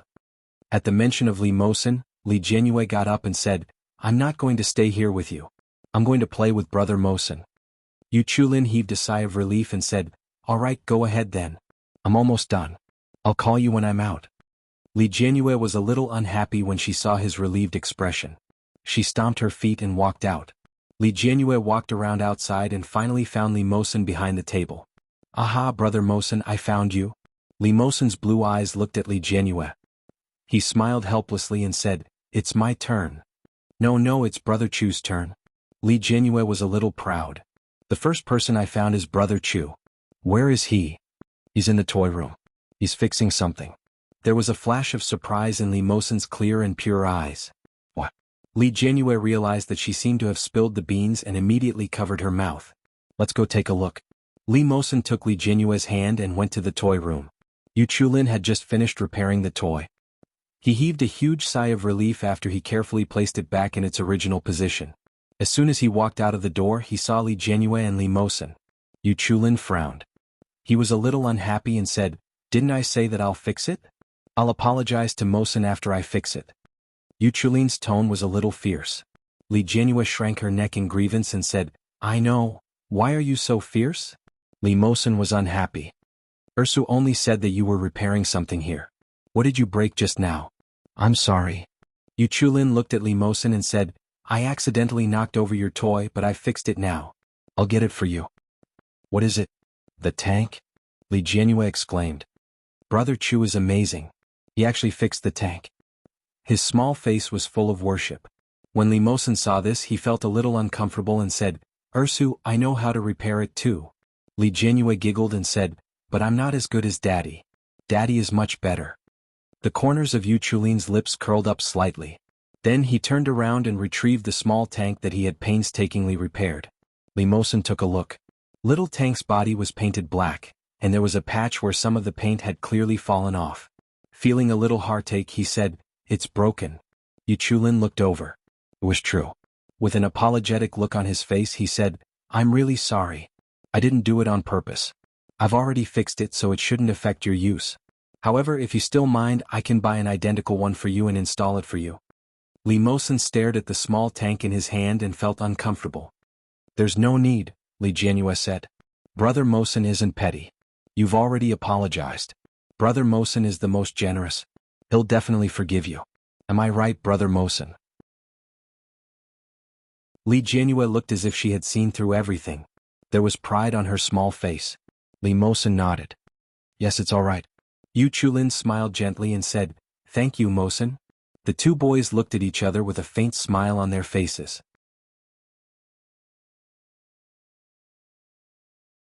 Chapter 1909. A Sleepless Night. Yi Chanshan slept in the guest room and felt her body aching. The intensity from last night had not completely dissipated today. Tomorrow was New Year's Eve. As the new year approached, Yi Chanshan felt nervous. Her heart was beating so fast that she couldn't fall asleep no matter how hard she tossed and turned. Suddenly, the phone on the bedside table vibrated. It was a WeChat message. Shinjilia, are you asleep? Yi Chanshan glanced at the time. It was already past 1 in the morning. Picking it up, he let out a long sigh and replied, No. Shinjilia, I'm coming for you. Yi Chanshan's heart skipped a beat. She felt that something was wrong. Just as she was about to text Shinjilia not to come, she heard a knock on the door. When Yi Chanshan heard the knock on the door, a look of reluctance crossed her face. Shinjilia lay on the bed, pretending to be a corpse. Very quickly he began to knock again. Resigned to her fate, Yi Chanshan stood up and opened the door. Shinjilia was only wearing a set of long-sleeved pajamas. When he saw Yi Chanshan, he smiled brightly. He walked up and put his arm around Yi Chanshan's waist. I can't sleep, he said. Yi Chanshan was shocked and instinctively looked behind Shinjilia. Behind him there was nothing. She breathed a sigh of relief. That's right, it's already past 1 o'clock in the morning, how could there still be anyone around? She closed the door and turned around. Before she could take a good look at Shinjilia, he had already picked her up. He turned around and pressed her down onto the bed. Yi Chanshan exclaimed. Shinjilia pressed her down and whispered, I'll sleep with you. Yi Chanshan struggled for a moment and said, This bed is so small. It'll be too cramped for 2 people. Why don't you come to my place? Shinjilia got up and gazed at her with his amber eyes. Let's go. Let's sleep together. It'll be easier to sleep. No. Yi Chanshan objected. It wouldn't be good if Grandma saw it. She might even be criticized. She didn't want it. Shinjilia laid on top of her like a corpse and said, Let's sleep like this then. It'll save space to sleep on top of each other. With a look of disdain, Yi Chanshan said, Go away. Don't you know how heavy you are? Shinjilia chuckled. He hugged her and narrowed his eyes as he said, Chanshan. What are you doing? Yi Chanshan looked over with rapt attention. Shinjilia snuggled up to her and whispered, What should I do? I want you. Yi Chanshan blushed and said, Are you crazy? This is your house. Shinjilia didn't care. He reached out and caressed her body, which was only wearing a thin nightgown. Yi Chanshan pressed his hand down and said, If you continue to do this, I'll get angry. Shinjilia didn't act rashly. He lay down flat and said, I can't sleep. I slept too long during the day. Well, it's New Year's Eve tomorrow. Yi Chanshan turned to look at him and Shinjilia turned to look at her as well.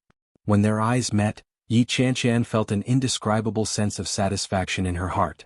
Shinjilia chuckled and said, There's an event tomorrow. Someone will be coming to look for Grandma. They're all elders, so don't be nervous. Just go through it with a calm heart.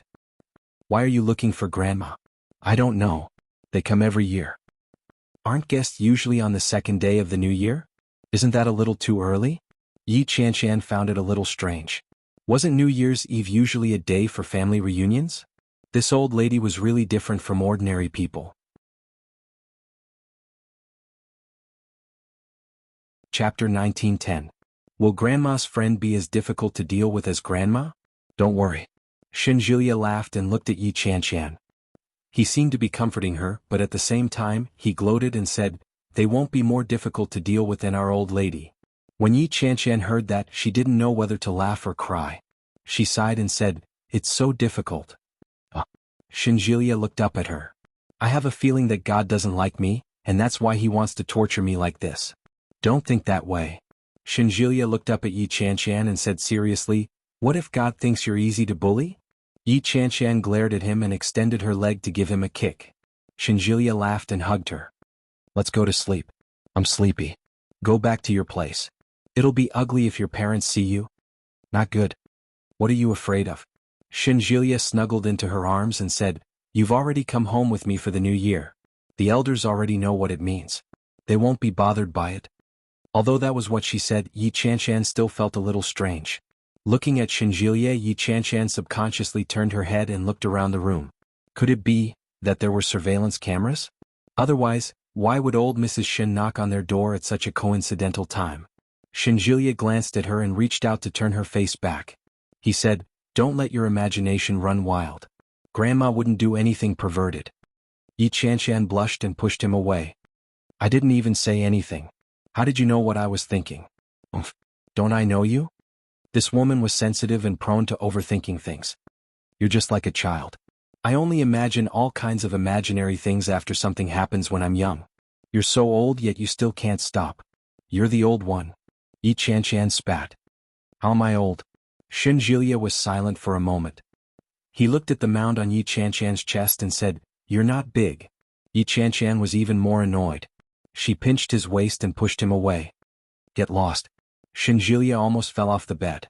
He hurriedly pulled her back. Yi Chanshan fell into his arms as soon as he pulled her along. Shinjilia reached out with his perverted hand and said, "Big, big, big." Yi Chanshan smacked him. She was both embarrassed and annoyed. "You're going to die. Get lost." Shinjilia pinned her down and said in a low voice, "If you want to get lost, then get lost. Have I ever been afraid of you? Hey, what are you doing? Take off your clothes and scram." Oh, New Year's Eve. The capital couldn't be compared to Yun Town. When Yi Chanshan woke up, she saw the woman from the Shen family making dumplings. Yi Chanshan was completely clueless about such manual labor, but she still went to wash her hands. After disinfecting them, she went forward to join in the fun. Nanny he liked Yi Chanshan very much, so she patiently guided Yi Chanshan on how to wrap it. Yi Chanshan looked at it attentively and wrapped a few bags. Although it didn't look good, at least it didn't leak out. Ding dong, the doorbell rang. Yi Chanshan subconsciously thought, it must be the old lady's friends. Sure enough, after Shinjilia went to open the door, the people who came in were all old men and old ladies.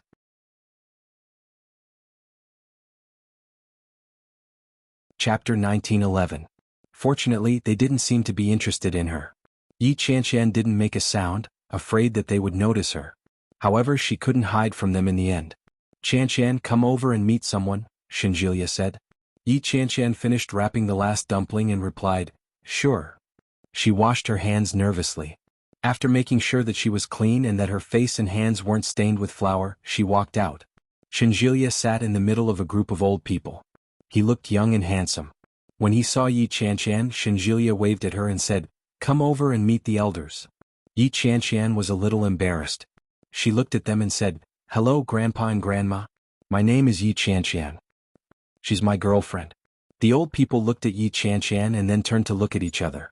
They seemed to be speaking in a dialect, but Yi Chanshan felt a little more at ease when she saw their eyes. They didn't seem to be particularly dissatisfied with her. "Come over here." Shinjilia waved at Yi Chanshan. Yi Chanshan walked over to Shinjilia and sat down. Shinjilia introduced them and said, "This is Grandpa Wang Yu." "Hello, Grandpa Wang Yu." "This is Grandma Dongfang." "Dongfang?" Yi Chanshan rarely saw people with multiple surnames.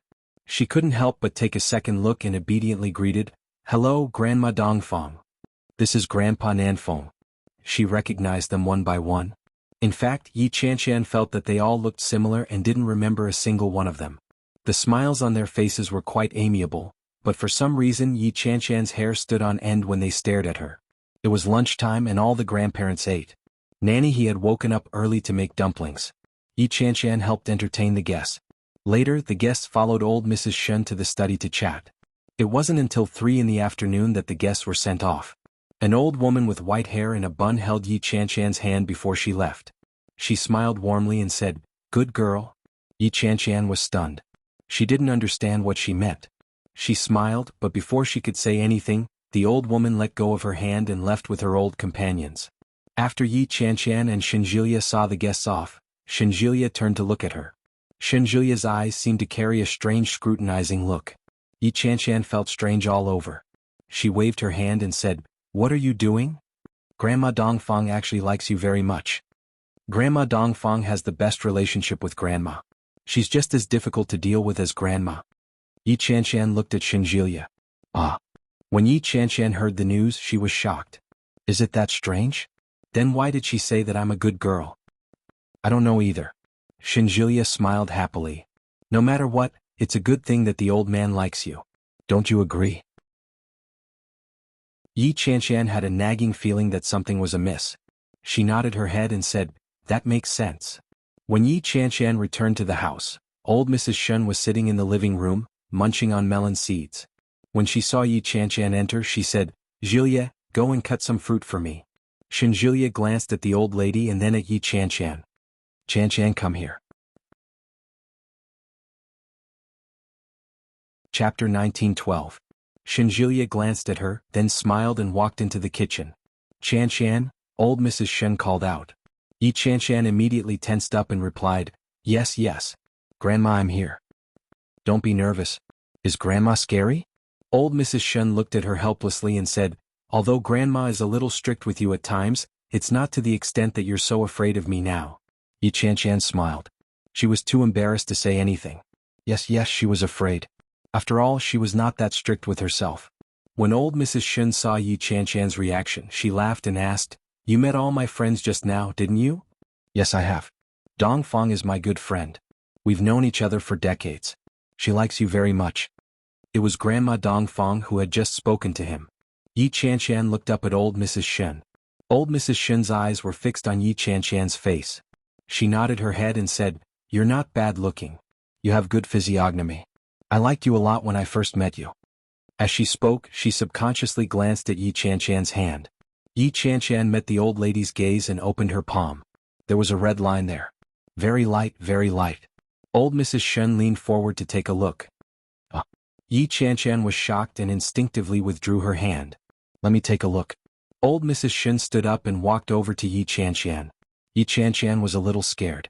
When she saw old Mrs. Shun, she shrank back. When old Mrs. Shun saw Yi Chanshan's reaction, she felt a little upset. He muttered, what are you afraid of? Will I eat you? He reached out and grabbed Yi Chanshan's wrist. Yi Chanshan consciously opened her palm. Soon, a faint red line appeared on old Mrs. Shun's palm. It has faded. Old Mrs. Shun looked at him. How did you do this? Yi Chanshan looked at her palms. I don't know either. Moreover, has it faded? Why didn't she feel anything? It's good that it has faded, it's good that it has faded. It was as if she had been possessed by a ghost. Yi Chanshan felt her hair stand on end. This old lady was poisonous. He had only said a few words, but she was already scared out of her wits. Yi Chanshan retracted her hand and took a look at herself. Has it faded? Perhaps it was because she stared at him every day, but she didn't notice any changes at all. Old Mrs. Shun stared at her for a long time and suddenly asked, when are you going to get married? Yi Chanshan couldn't react for a moment. Let me ask you, when are you planning to get married? Julia isn't young anymore. It's not good for you to keep dragging it out. Yi Chanshan felt a little confused and said, Didn't you forbid us from getting married? Nonsense. Old Mrs. Shun had a look of rebuke on her face as she said, didn't you come to our house for the new year? Do you think that just anyone can come to our house to eat and stay with us? Isn't it because you are my future granddaughter-in-law? Otherwise I wouldn't have let you in. Yi Chanshan smiled awkwardly and replied, is that so?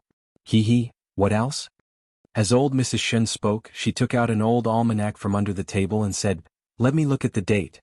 Just now, Dongfang said that Julia's wedding should be held in spring. It's not the new year yet, so the preparations are just in time. Yi Chanshan felt that the old lady must have seen a ghost. She had changed too quickly.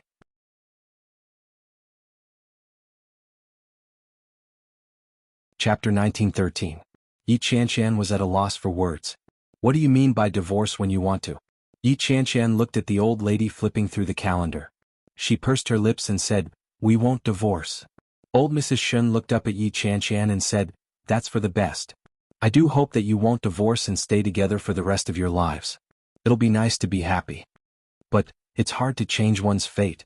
Old Mrs. Shun didn't finish her sentence. She was focused on looking at the days. Yi Chanshan felt uncomfortable. Did this old lady really want them to get a divorce? Annoying. Shinjulia quickly cut the fruit and inserted a few fruit forks into it. He picked up a piece of apple and handed it to Yi Chanshan. Yi Chanshan didn't dare take it. She glanced at the old lady. Shinjulia said, Grandma, the fruit is here. Okay. You guys eat. Grandma is busy. Old Mrs. Shen squinted her eyes for a while. She couldn't see clearly, so she found a box under the coffee table and took out a pair of reading glasses. Shenjilia shrugged and handed the apple to Yi Qianqian. The apple was soaked in salt water after it was cut. Tasted pretty good. Most importantly, it didn't turn yellow. Yi Qianqian took a bite. Shenjilia sat beside her and asked softly, "What did Grandma say to you?" Yi Qianqian glanced at Shenjilia and said, "That we get married." Shenjilia almost choked on the apple. He looked at Yi Qianqian in disbelief and asked, "Really?" Before Yi Qianqian could reply, Shenjilia looked at old Mrs. Shen and asked, "Grandma, do you want us to get married?" Old Mrs. Shen glanced at Shenjilia. When she saw the ecstatic smile on her grandson's face, she laughed and said, "Yes. Are you happy? Are you surprised?" Shenjilia was about to go crazy. He quickly walked over and hugged old Mrs. Shen excitedly. "Grandma, I love you." Old Mrs. Shen was enjoying it but also disgusted. She pushed Shenjilia away and said with a disgusted expression, "You're so annoying. Who wants you to love me? Go love your wife." Shenjilia was overjoyed. He jumped up and returned to Yi Qianqian's side. He kissed her hard on the cheek and said, "Honey, I love you." "Wifey?" Yi Qianqian blushed at the way he addressed her. She felt guilty and couldn't help but ask, "Can we really get married?" "Of course, Grandma said it's okay, so we can definitely get married." Shenjilia had complete faith in old Mrs. Shen. He stood up and said, "That's right. Let's talk to your father about this and make him happy." As he spoke, Shenjilia stepped forward to make the call. However, Yi Qianqian went forward to hold him back and said, "Wait a minute. Are you sure it's okay? Didn't grandmother and Uncle Blind Man say that I have to wait until I'm 28 years old?" When did I say you're going to be 28? Old Mrs. Shen looked aggrieved and said, "I only said that you might not live past the age of 28. Yi Qianqian was speechless. Shenjilia replied, "You might as well say you got married at 28. Old Mrs. Shen was obviously in a good mood. She said, "It doesn't matter. If you want to get married, just get married. Jilia isn't young anymore and neither are you. It won't be too late to have children in a few years."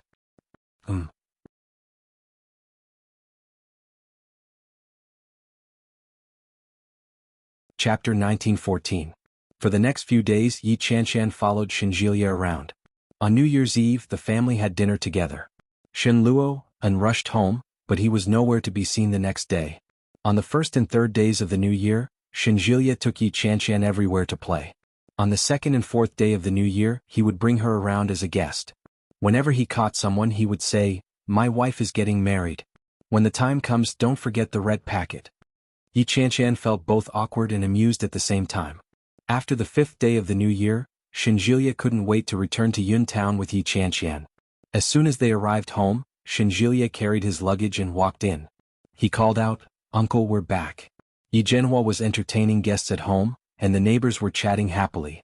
When they heard Shenjilia's shout, everyone looked over. Yi Zhenhua smiled and said, "My daughter has returned." Putting down the teacup, Yi Zhenhua walked out. She asked, "Dad, why didn't you close the door? What if someone came in?" Shenjilia walked into the house. Then he entered the living room and saw his uncles. Yi Qianqian introduced them one by one before pulling Shenjilia over and introducing him to them. "This is my boyfriend. His name is Shenjilia. You can just call him Xiaoshen." Qianqian has grown up and has a boyfriend. He's so handsome. Qianqian is also a great beauty. It's only right for her to have a handsome boyfriend. The uncles spoke in a dialect. Yi Qianqian smiled as she listened to them. She took her luggage and returned to her room. Yi Zhenhua poured a cup of tea for Shenjilia and asked, "Why are you back so soon? I thought you weren't coming back." Shenjilia smiled sheepishly and said, "Qianqian will be going back to work in a few days, so I thought I'd come back to play for a few days and visit you." As he spoke, he suddenly thought of something and said, "My father asked me to bring you something. I'll bring it over for you." Shen Longyue was unable to come. There were many things to do before and after the new year. Therefore, he had specially asked Shenjilia to bring some cigarettes and alcohol. He also bought an antique thumb ring. Yi Zhenhua was not interested in cigarettes and alcohol, but he was interested in the thumb ring. He took it and examined it, saying, "It's really beautiful. This jade is not cheap." Yi Zhenhua was smoking a cigarette. He took it out and put it out. "Why are you being so polite? We'll be a family sooner or later. I haven't even paid a visit yet." He nodded his head and said, "Sooner or later we'll be family. By the way, uncle, I'm here to tell you that Chan Chan and I are getting married. Yi Zhenhua chuckled. Didn't you tell me before? Shinjilia exclaimed in surprise and asked, did she say that? Why don't I remember? Yes, he told me a few days ago. He told me again yesterday and again today. This is the third time. Yi Zhenhua smiled and shook his head. Are young people so stupid? Shinjilia was a little embarrassed. He looked at the other uncles and asked, Uncle, how should I address them? This is sixth grade, uncle, this is... He introduced them one by one, but communication was a little difficult. Few of the older generation were fluent in Mandarin. Most of them spoke half-heartedly. Shinjilia watched them speak. They were basically guessing and guessing. Fortunately, he could still guess a little. Chapter 1915. After sending the group of uncles off, Shinjilia stood up to see the guests out. After sending the guests off, Yi Zhenhua changed the tea leaves and boiled a pot of water. When he saw Shinjilia enter, he waved at him. Uncle. Shinjilia sat down and tidied up the tea set that the guests had just drunk from and stacked it together. Shin, Yi Zhenhua said as he brewed a cup of tea for him, I've always believed that you and my daughter would get married. I always felt that it was only a matter of time. Shinjilia felt the same way. When he heard that, he looked at Yi Zhenhua seriously and said, Uncle, I think you're very wise. I'll definitely be responsible for Chan Chan. Ever since he got together with Yi Chan Chan, he had not only received her first time. He had also received her entire life. Being responsible for her was also being responsible for himself. Yi Zhenhua smiled and said, I just like talking to you. You're so good at flattering me. Shinjilia was a little embarrassed and smiled shyly. Sometimes Chan Chan can be a little willful and immature. As a man, you need to be more tolerant of her. Yi Zhenhua took a sip of tea and said, Chan Chan has never had a mother by her side since she was young. If you have children in the future, I'm afraid that she might not be a good mother. You need to teach her more. Shinjilia blinked. So, he's going to be a mother? Ahem, I'll be rest assured if Chan Chan is with you in the future. You're a responsible and sensible young man, but there's one thing I must warn you about. Yi Zhenhua's expression became serious as he said, if one day you end up with another woman, you must tell our family. It doesn't matter if it's Chan Chan or me. If you really have no feelings for Chan Chan and don't want to be with her anymore, you must tell me as soon as possible. I won't let Chan Chan stay by your side anymore and she won't pester you anymore. Shinjilia's heart skipped a beat. Of course he knew that. Yi Chan Chan might be with him now, but once she made up her mind, she would never turn back. Shinjilia had experienced such a thing before. Shinjilia would never want to experience this kind of sadness and despair a second time. Did you hear me clearly? Shinjilia nodded his head earnestly. Got it. I'll definitely treat Chan Chan well. Humph. Yi Zhenhua's expression finally eased up a little.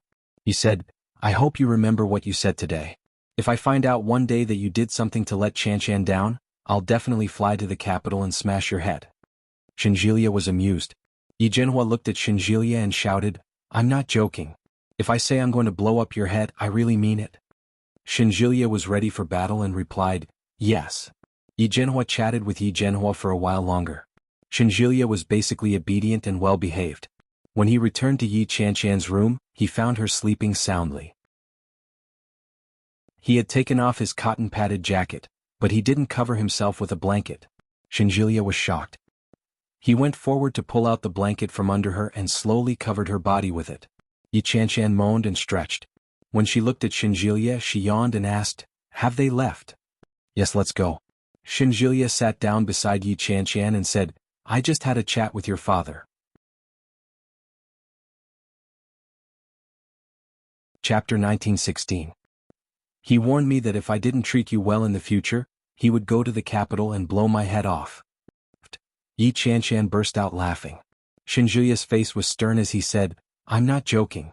He said he would blow your head off and he meant it.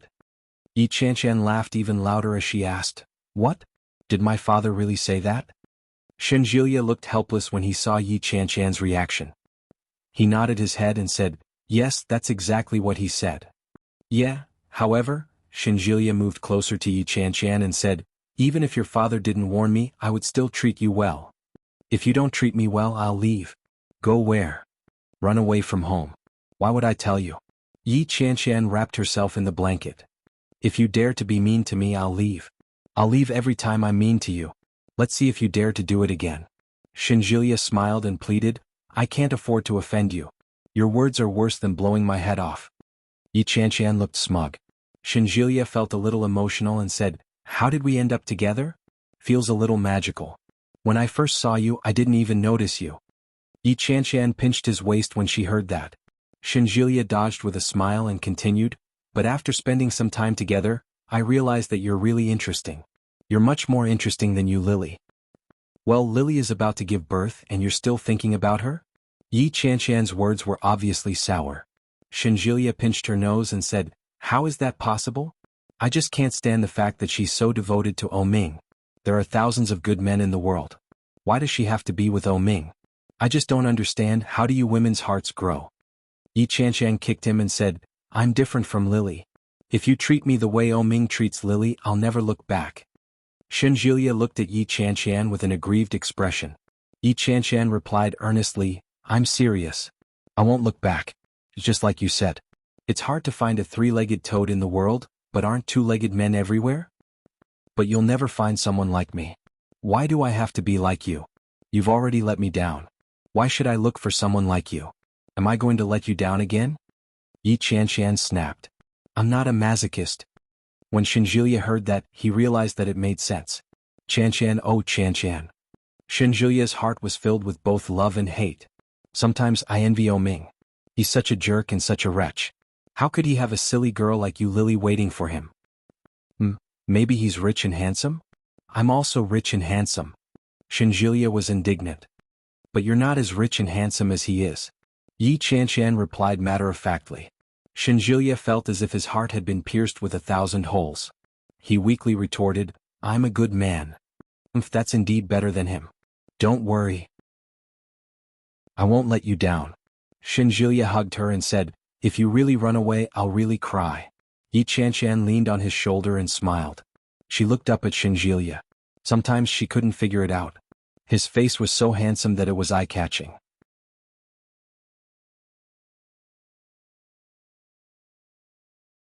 Chapter 1917. However, Yi Qianqian wasn't the only one who couldn't figure it out. She wouldn't be able to figure it out for a long time to come. For the past few days, Yi Qianqian hadn't had a good night's sleep. After chatting with Shinjilia for a while, she drifted off to sleep. In the evening, Shinjilia woke her up for dinner. When she was brushing her teeth and washing her face, she realized that there was a dazzling array of dishes outside. They were all her favorite dishes. After a hearty meal, Yi Zhenhua suddenly had the idea to take them hiking. Cloud Town was not big. There was a famous mountain that the people in the town called Spiritual Mountain. The Spiritual Mountain was called a mountain, but in reality, it was just a slightly higher hill.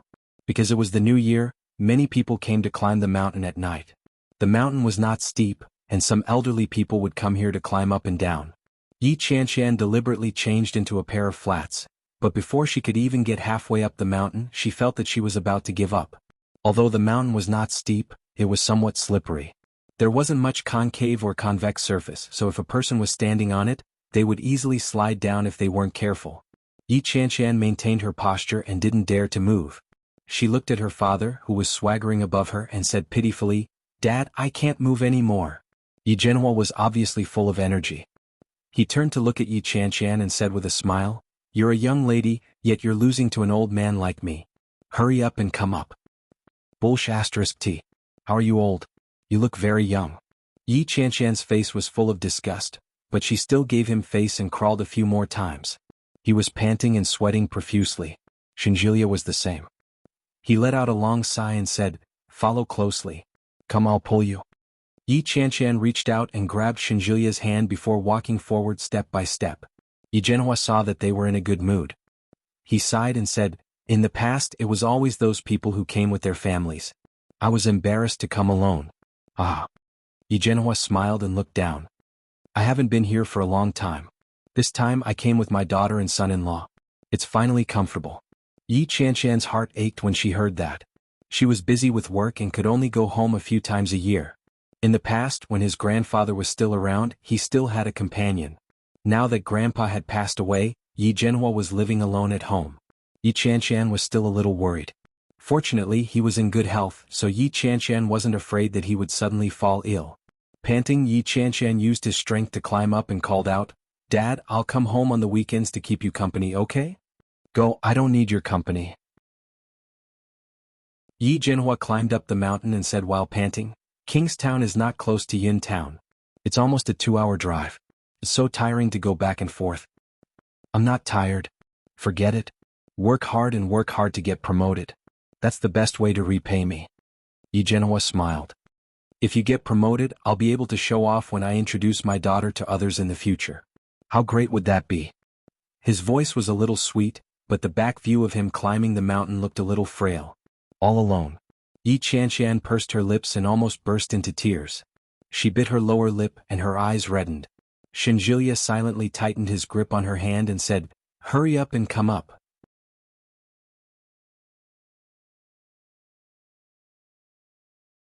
Chapter 1918. But after thinking about it, she pushed his hand away and said, Go climb the mountain with my father. I'll do it slowly on my own. But you're too slow. Shinjilia frowned. You're crawling like a tortoise. What if you get lost later? Impossible. Yi Qianshan glared at him. Do you think I'm a 3-year-old? The top of the mountain is only so big. How could I possibly get lost? At most I'll make a phone call. There's no signal on my phone. Shinjilia pulled her along and said, Let's go. Yi Qianshan was silent for a moment before she suddenly shouted, Dad, old Shin wants to compete with you. Yi Jinhua turned around and looked over. He was amused and said, All right, young man, you'll definitely be faster than me. I won't wait for you. Hurry up and catch up or you'll be punished. When Shinjilia heard that, he realized that Yi Jinhua wasn't the least bit worried that Yi Qianshan would get lost or do anything else. With a smug look on her face, Yi Qianshan pushed his hand away and said, Go on. My father is waiting for you. Just you wait. Shinjilia had no choice but to turn around and climb up. I'm coming.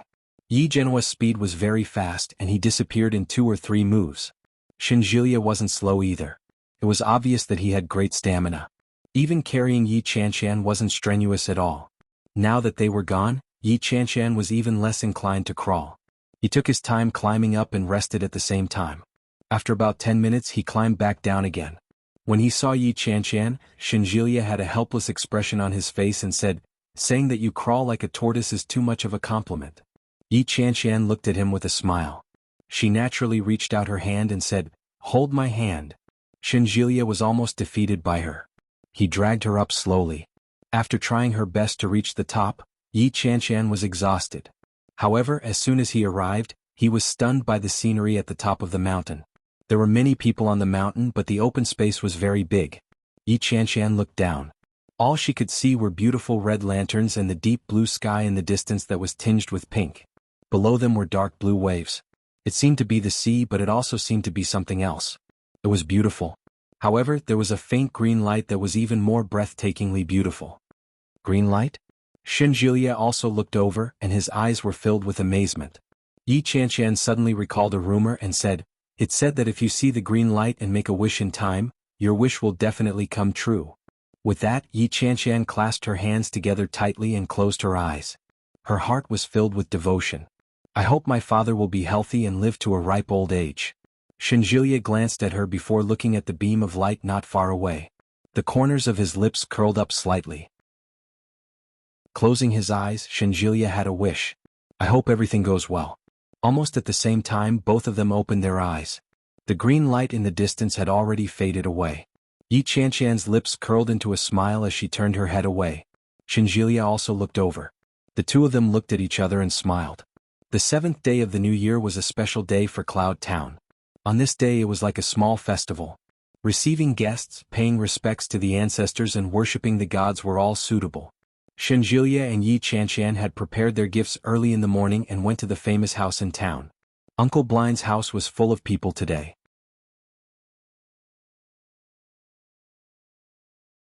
Chapter 1919.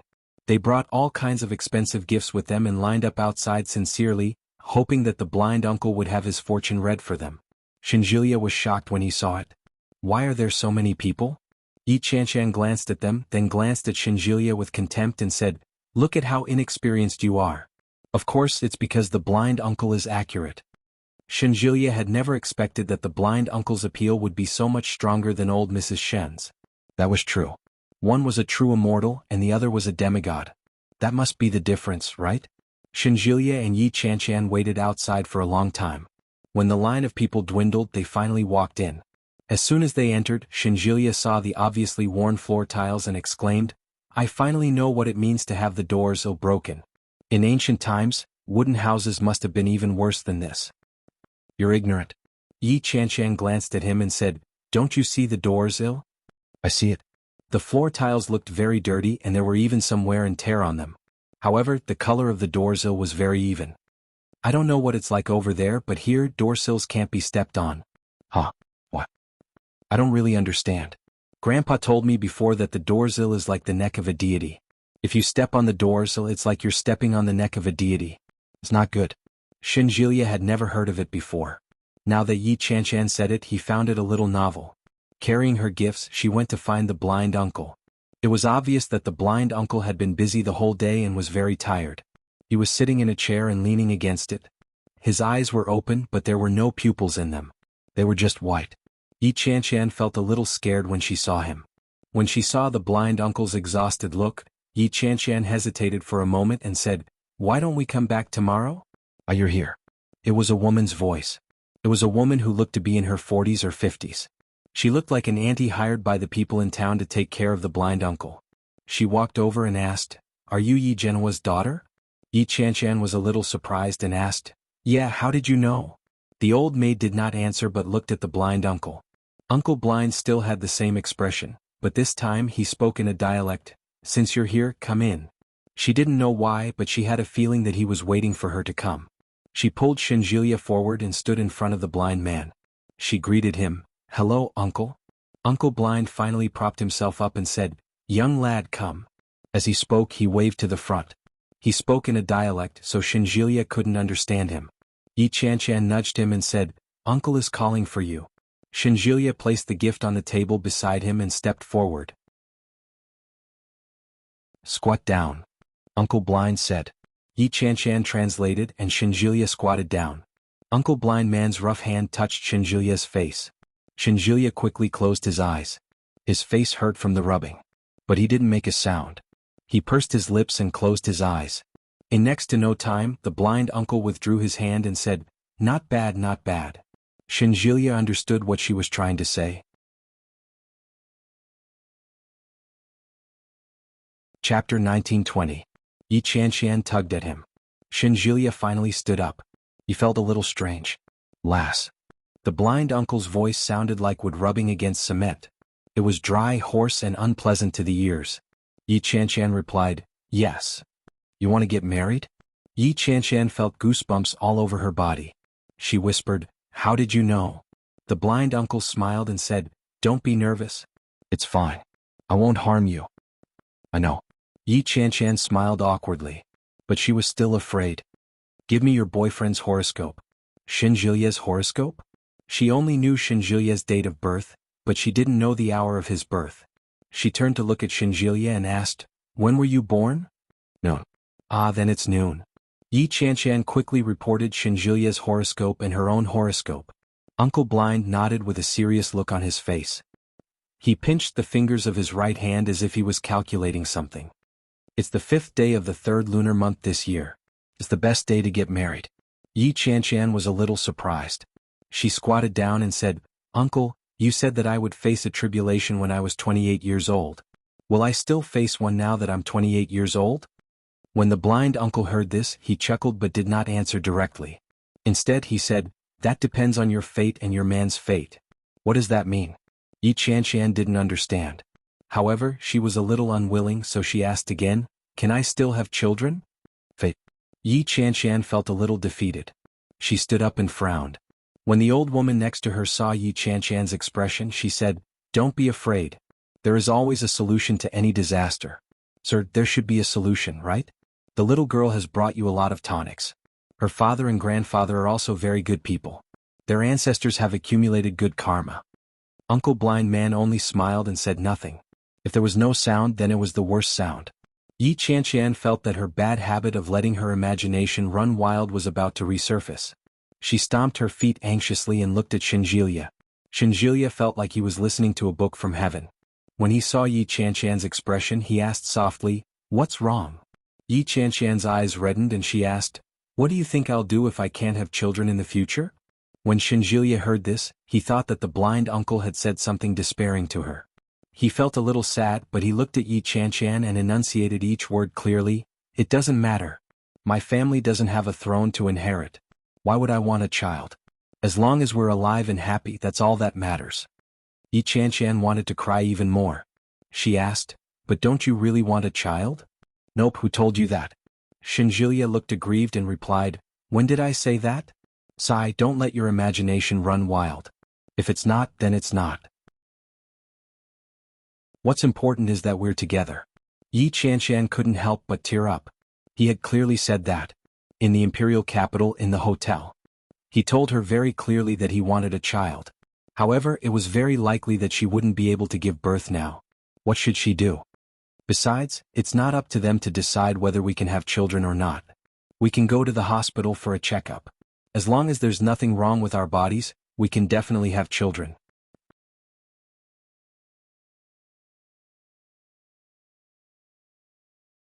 Chapter 1921. Yi Chanshan looked at him with reddened eyes and asked, "You really don't believe me?" "Well, this is the era of science.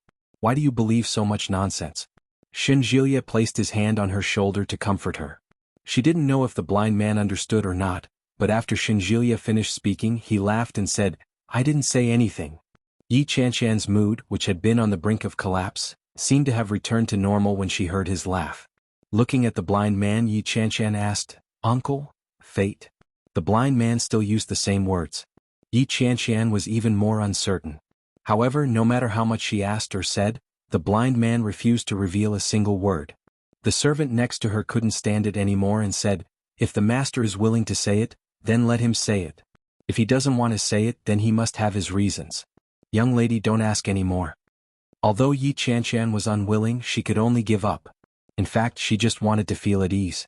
After leaving the blind man's place, when Yi Chanshan and Shinjilya returned home, Yi Zhenhua had already prepared dinner. When he saw them return, he brought out the last dish and said, "Tong Tong just came by." Yi Chanshan was stunned when she heard that. Shinjilya asked, "What did she come for?" "She came to look for you. She asked you to go to her shop after dinner if you have time." It was the Lunar New Year period, and many young people had returned home to celebrate the holiday. Fang Tongtong's shop was very popular, so she naturally couldn't leave. Yi Chanshan understood and nodded her head. "Okay, I got it." Shinjilya went to the kitchen to wash his hands and took out the bowls and chopsticks. He glanced at Yi Chanshan and asked, "Are you really going?" "Yes, I'll go. I'll go alone. You can stay at home." Yi Chanshan looked at him. Shinjilya frowned and said, "No way. Didn't something happen to her when she left your house?" "I'll go with you later." Yi Chanshan felt a little helpless. "It's fine. I'll take the main road. There are people coming and going on the main road. What's there to be afraid of?" "No," Shinjilya refused again. "I'll go with you." "All right." Yi Chanshan didn't know what to do with him and said, "I just think it'll be awkward if we go together." "Why is it awkward?" Shinjilya asked. He suddenly remembered something and said, "By the way, we're getting married." "Not this. The last time you broke up with me, I gave Fang Tong Tong a call." Shinjilya scooped rice for everyone in the house before finally sitting down. Yi Chanshan blinked. She felt a little strange. What did he mean by breaking up with him? If she hadn't misunderstood his relationship with Fang Tong Tong, would she have broken up with him? But he didn't mention it and asked, "And then?" "Then I think I said some nasty things. If I go, it might be a little awkward." Shinjilya picked up his chopsticks and picked up some food for Yi Chanshan. "Let's eat." Yi Chanshan stared at the food in her bowl and asked suspiciously, "What did you say?" Based on Shinjilya's character, what kind of harsh words could he say?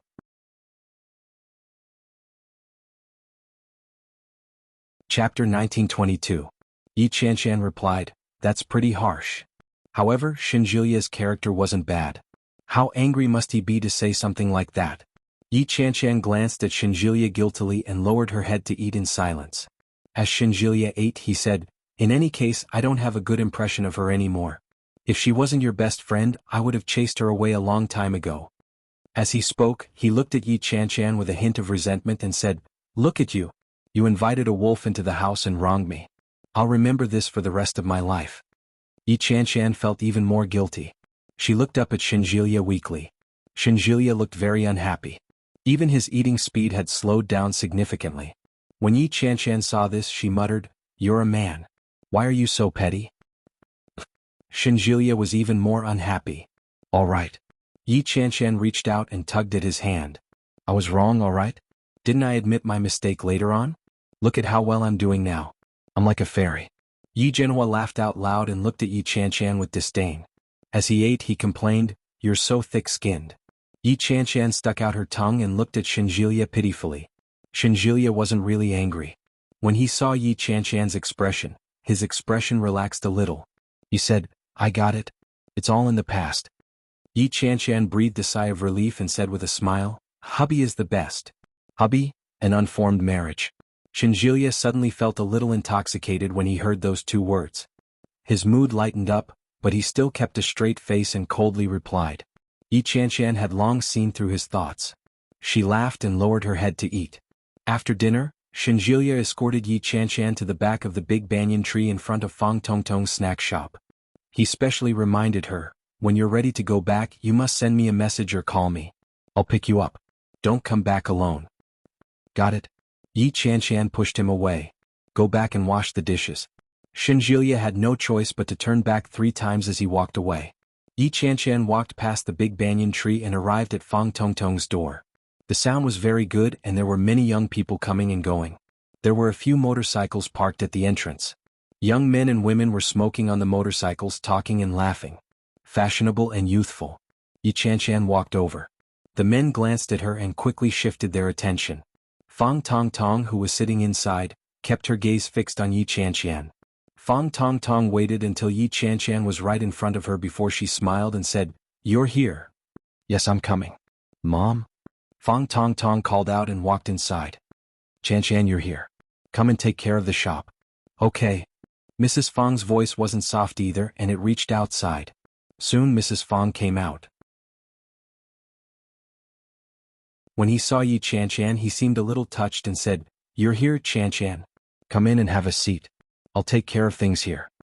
Fang Tongtong naturally held Yi Qianshan's hand and said, "Let's go. I brought you a present." Yi Qianshan subconsciously looked at her hand, which was being held by Shinjilia. She felt a little strange. Fang Tongtong noticed Yi Qianshan's gaze and smiled awkwardly. She quickly let go of her hand and said, "Come." Yi Qianshan followed her inside. The familiar layout didn't seem to have changed much over the years.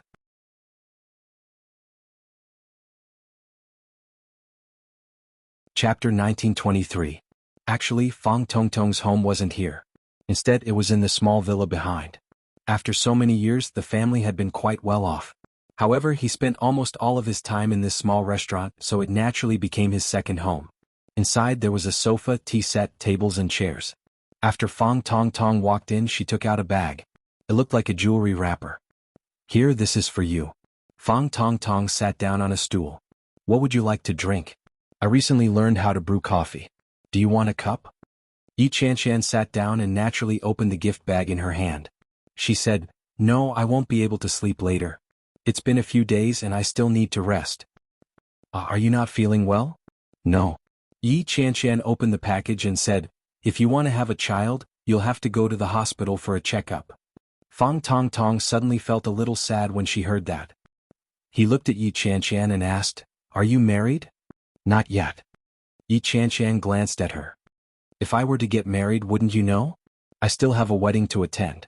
Fang Tongtong calmed down. She looked at Yi Yu's hand and said anxiously, "Can you do it or not? You've been tearing it apart for so long but you still can't open it. Let me do it." "No." Yi Qianshan turned around and avoided her lecherous hand. "Can't you show some sincerity? You're just giving me a present, and you're complaining that I'm taking too long to open it. That's weird." Fang Tongtong couldn't help but laugh when she heard Yi Qianshan's words of disdain. Yi Qianshan glanced at her and muttered, "Crazy. You're the crazy one. I'm not talking about you. Why do you have to take it personally?" "Bah, there are only the two of us here.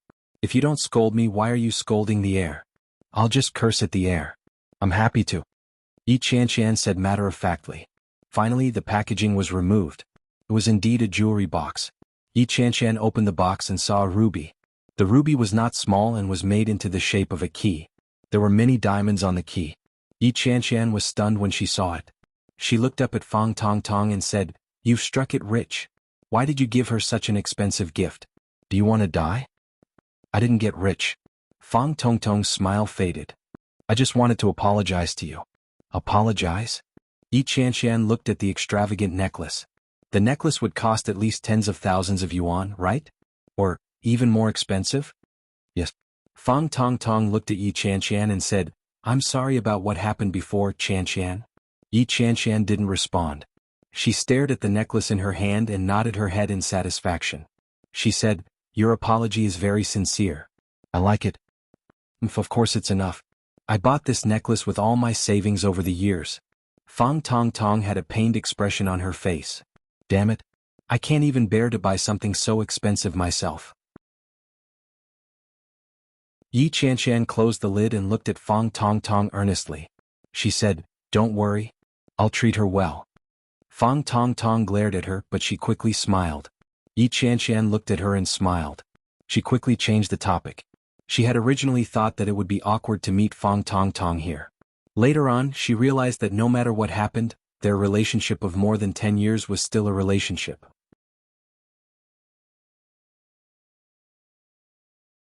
Chapter 1924. Things seemed to be going smoothly. On the night they returned to Kingstown, old Mrs. Shun called Shinjilia. She looked very happy and said, "I've decided on the wedding day. It's on the 5th day of the 3rd month in spring. This is the best day of the year. According to Qianshan's horoscope, it's especially good." When Shinjilia and Yi Qianshan heard the old man's happy words, they looked at each other and smiled. The date that old Mrs. Shin mentioned was the same as the date that Uncle Blind had told them 2 days ago. On the same day. "Okay, got it," Shinjilia replied. On the other hand, old Mrs. Shun was displeased. She said, "What do you mean I know? Aren't you happy that we're getting married so soon?" Shinjilia naturally wouldn't tell her about the blind uncle. Instead, he changed the topic and asked, "Grandma, since you said that it was a good day, how was it a good day?" "I Qianshan, the right time and the right place are all favorable to you. Your 8 characters of the 8 trigrams can also set off Qianshan. If you get married on this day, maybe you will have a change of luck." Shinjilia turned on the loudspeaker. Yi Qianshan's eyes lit up when she heard that. "What does that mean?" "Luck." Yi Qianshan suddenly felt a glimmer of hope. The word that the blind uncle had repeated countless times appeared in his mind. Fate. If his luck changed at this time, it could also be considered fate, right? Yi Qianshan's mood suddenly lightened up. "Really?" Shinjilia was ecstatic. "Grandma, you're the best." When old Mrs. Shin heard that, she smiled proudly and said, "I'm just kidding. Of course I'm great. All right. On the 25th of next month, bring Qianshan back to collect the marriage certificate." Gregorian calendar? Yes, the Gregorian calendar. Shinjilia instinctively walked over to the desk calendar and flipped through it. "There's still a month left," he said. "That's right. That's not a bad day either. It's the perfect day to get our marriage certificate," old Mrs. Shin said with a smile. "I can't talk to you anymore. I'm going to talk to Dongfang." "Wait, Grandma." Before he could finish, old Mrs. Shin had already hung up. Shinjilia had no other choice, but when he turned around, a figure pounced on him. Yi Qianshan jumped up and laughed happily. "We're getting married." Shinjilia held her firmly in his arms. Yi Qianshan was even more excited. She clasped him and shouted, "We're getting married. We're getting married. Old Shin, we can get our marriage certificate next month." Shinjilia carried her back into the room and said, "Didn't you say that you didn't care about this ID? How did you change so quickly?" "Ah." Yi Qianshan hugged his head and looked up happily. "How could I not care? You big idiot. Didn't I comfort you at that time?" Shinjilia placed her on the bed, but Yi Qianshan refused to let go of him. His mind was happily fantasizing about his future life. Shinjilia's face reddened and he said with much difficulty, "Let go. Are you trying to murder your husband?" "Ah." Yi Qianshan released him and kicked off her shoes. She took off her jacket and laid on the bed with her phone in her hand. She opened the browser. Shinjilia removed his jacket and pinned her down from behind as he asked, "What are you doing?" Yi Qianshan stared at the phone and asked, "Let me check what we need to prepare for our wedding. Are we going to do a premarital checkup?" "Yeah, we'll do it tomorrow." Shinjilia hugged her from behind. His hand slid under her shirt, and his other hand took away her phone. There's no rush. Leave the checkup to me. Yi Qianshan turned her head, and Xinjilia quickly covered her lips with his.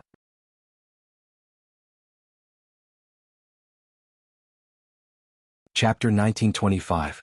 On her first day back at work, Yi Qianshan applied for leave. Although the chief editor wasn't happy, when she heard that she was going for a premarital checkup, she didn't object. Yi Qianshan and Xinjilia arrived at the hospital early. After registering, they went straight for the checkup. After a series of tests, Yi Qianshan was very nervous. They couldn't get the report right away, so Xinjilia and Yi Qianshan went home after the checkup. After staying in Kingstown for 2 days, Xinjilia returned to the capital. Yi Qianshan went to work alone. She insisted on going to bed early and waking up early every day. She didn't know if it was an illusion, but she found that her skin looked much better. When she got the report, Yi Qianshan immediately took it out. However, she wasn't in a hurry to read it. Instead, she called Xinjilia. Xinjilia seemed to be busy.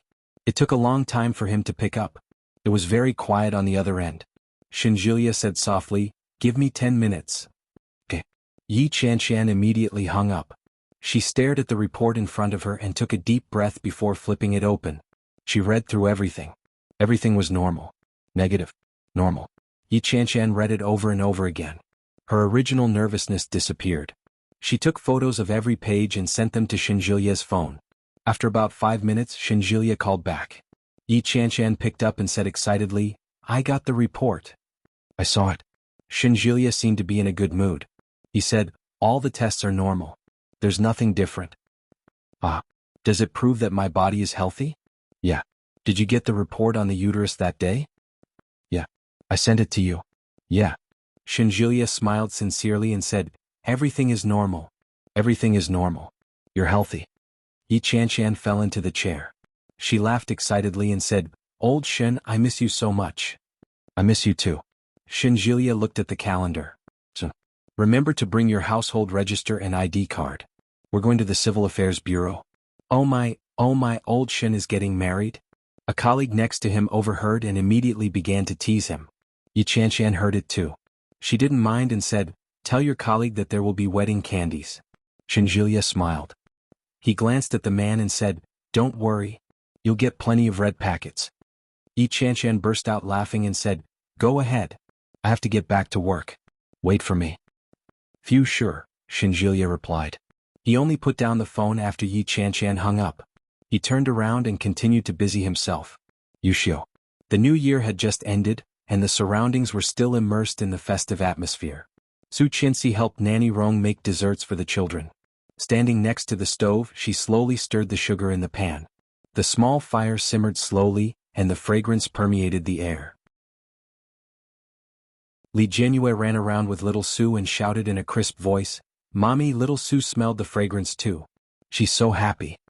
Su Qinsi smiled and was about to speak, but suddenly she felt a pain in her belly. The pain came suddenly. She frowned and slightly bent down.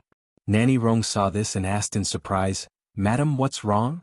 Su Qinsi's face quickly paled. "My stomach hurts." Nanny Rong was even more shocked.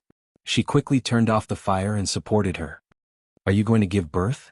Come, sit on the sofa."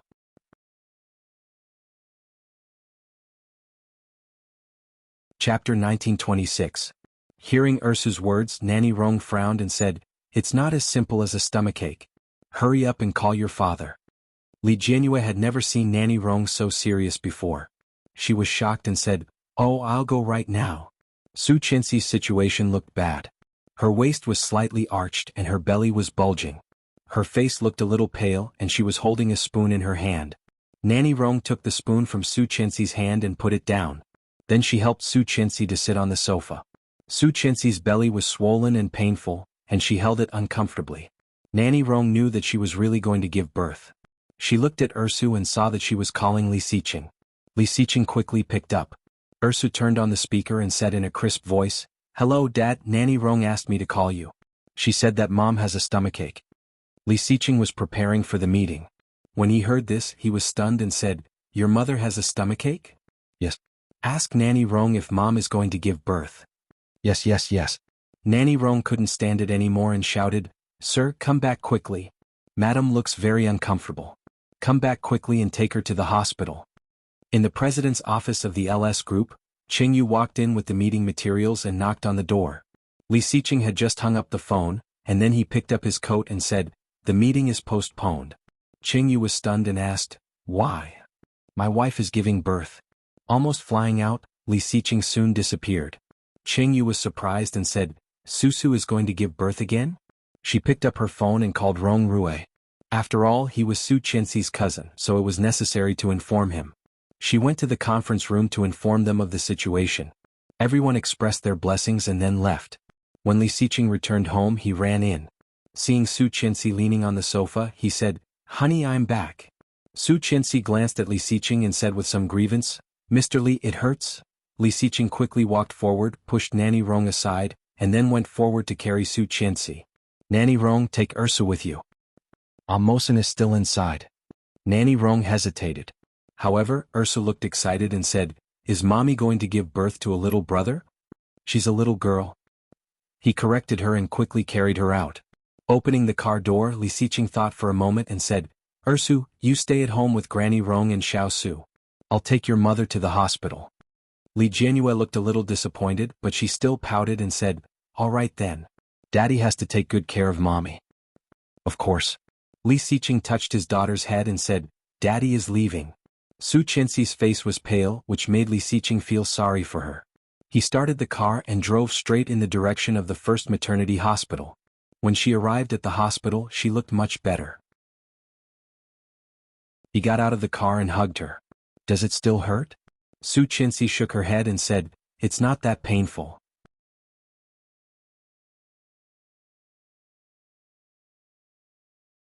Chapter 1927.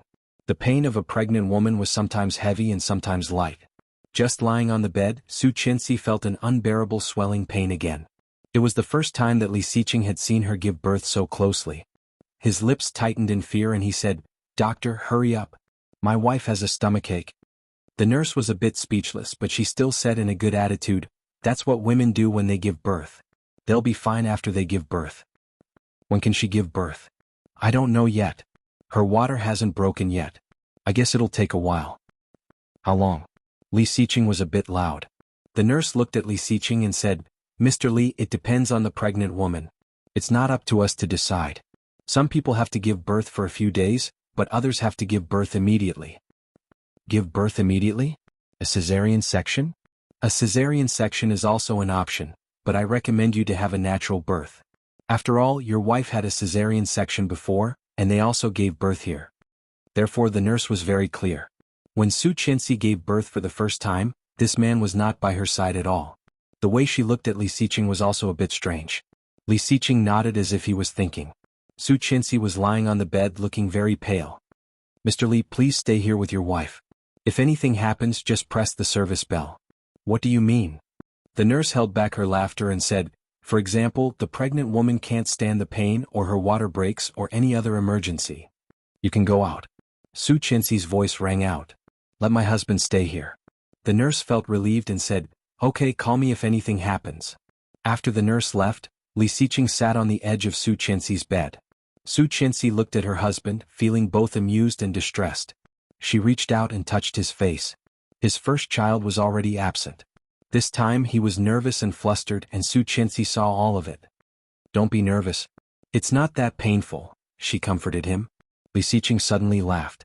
"Why are you comforting me now?"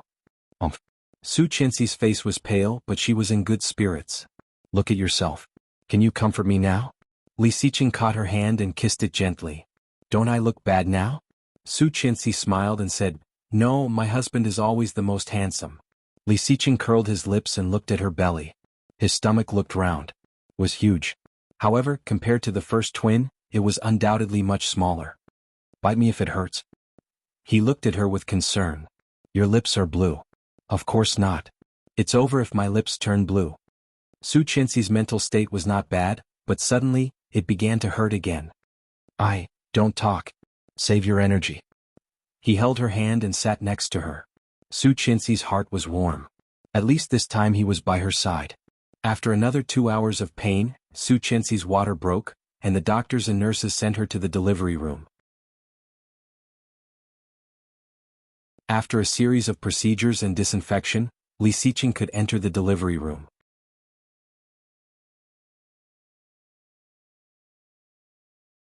Chapter 1928. At that moment, Li Xiqing's mind was blank. But at the same time he felt that his life was complete. It was as if he could feel every inch of Su Qianxi's pain. But it was so far away, and he wished that he could replace her and let all the pain fall on himself. She did not give birth until it was very, very late in the evening. It was a natural birth. Su Qianxi's face was pale and relaxed, but Li Xiqing felt that he had been tortured to the core. Holding Su Qianxi's hand, Li Xiqing did not speak for a long time. Hubby. Yeah. I'm hungry. She sounded aggrieved and faint. Li Xiqing suddenly smiled when he heard that. Nanny Rong is here. Li Xiao and Qin Shuhua were waiting at the door of the delivery room. Nanny Rong sat with Mosen and Daisu until the door of the delivery room opened. Almost at the same time, everyone stood up and carried a chubby boy. It's a boy 6 and 2 pounds. Great. Qin Shuhua laughed excitedly. She went forward and carefully carried the child over. How is the adult? Li Xiao asked. Is my son in there too? Yes, but he's about to be transferred to another ward. He'll be out soon. The nurse smiled and reminded them of the precautions. Li Xiao actually did not understand these things, but Qin Shuhua nodded. Mosen turned his head and looked at Ersu. He said, Mommy gave birth to a little brother. Yeah, I heard that. Is the brother called Sansu? Qin Shuhua laughed and said, he's called Little Moyun. Little Moyun Big Mosen. Yeah. Li Jianyue cheered and took out her little phone. I'm going to call brother. If he hears this good news he'll be very happy. Nanny Rong looked at the children and said with a smile, by the way, tell your grandparents not to worry. Both mother and child are safe. Yeah. Li Jianyue made the call happily, feeling that she had been entrusted with an important task. She called Li Jianxian and he picked up very quickly. Brother. A crisp voice sounded. When Li Jianxian heard that, his originally unhappy face softened a little. He said, yeah. Brother, let me tell you, Mom gave birth to a little brother today. Grandma said his name is Little Moyun, and Brother Mosen is Big Mosen. Li Jianyue smiled and asked, Brother, what are you doing? However, Li Jianxian didn't reply. Instead, he quickly changed the topic and said, Little Moyun is born. Have you told Grandpa and Grandma? No, brother.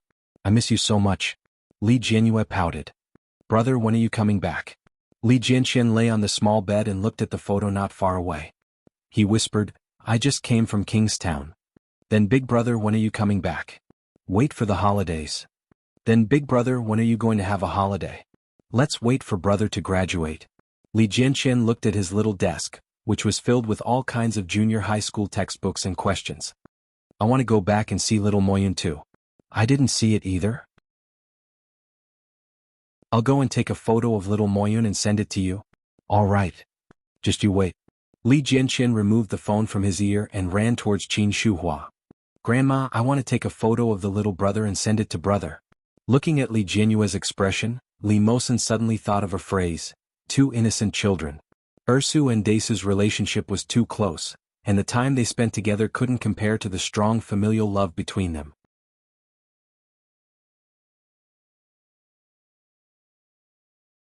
Chapter 1929.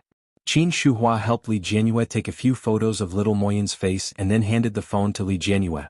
Li Jianyue happily sent the photos over and then used WeChat to send a voice message to her brother. Brother, I think Little Moyun doesn't look like us at all. We look much better. Li Jianxian didn't reply. In the capital. Li Jianxian looked at the ceiling above his head and was slightly distracted. Even when the phone next to him rang, he ignored it. Suddenly there was a knock on the door. Li Jianxian immediately sat up and became alert. Come in. As soon as the childish voice fell, the sound of the door being opened was heard. Rong Xin walked in and looked at Li Jianxian before closing the door. Hello, Grandma. This. Rong Xin walked over and sat down on Li Jianxian's little bed. Li Jianxian's lips were tightly pursed. I'm sorry, Grandma. Rong Xin looked at the child and sighed. Your mother gave birth today. It's a little brother, so I didn't tell your father about you. However, you really shouldn't have hit your classmate like that. I was wrong. Li Jianxian lowered his head and was very honest. You are different from Chu. Chu's parents have always been abroad and don't care about him. I know that you are close to him, but I think it's better for you to keep a distance from him. Rong Xin looked at Li Jianxian and said seriously. When Li Jianxian heard this, he looked up and looked at her in surprise. Grandma, We hit him today because Wang Xingbin came to provoke us. Li Jianxian's little face was a little unconvinced. He said that Chu was an unwanted child and that I was a little monster raised by an old witch. After we hit him, he even spat on us.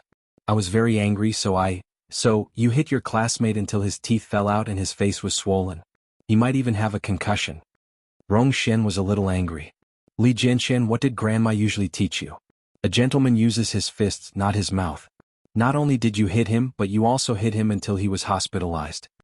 As she spoke, she looked at Li Jianxian with some disappointment and said, You weren't like this in the past, Daisu. It's all because of Yu Chulin.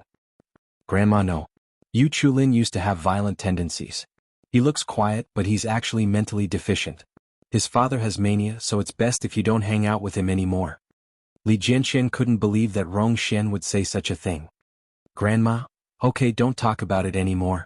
Come with me to the hospital tomorrow to apologize to her. Rong Xian stood up and looked at him. If a fool is scolding you, just ignore him. Treat him as a mute, treat him as a lunatic. It's his family's problem if he's not educated, but if you hit him, it's your fault. Li Jianxian was not convinced. He pursed his lips and did not speak. Rong Xian bent down and put her hands on Li Jianxian's shoulders. Daisu, you are still Grandma's good boy. Go to bed early. Good night.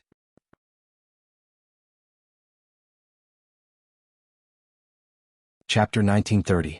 Daisu, it's because you're friends with him that you chose to believe him. Rong Xian looked at Li Jianxian and said, I know you won't listen to anything I say now, but Grandma has to warn you.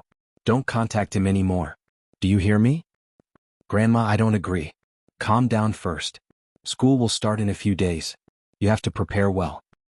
Grandma, I want to skip a grade. You have to talk to your father about this.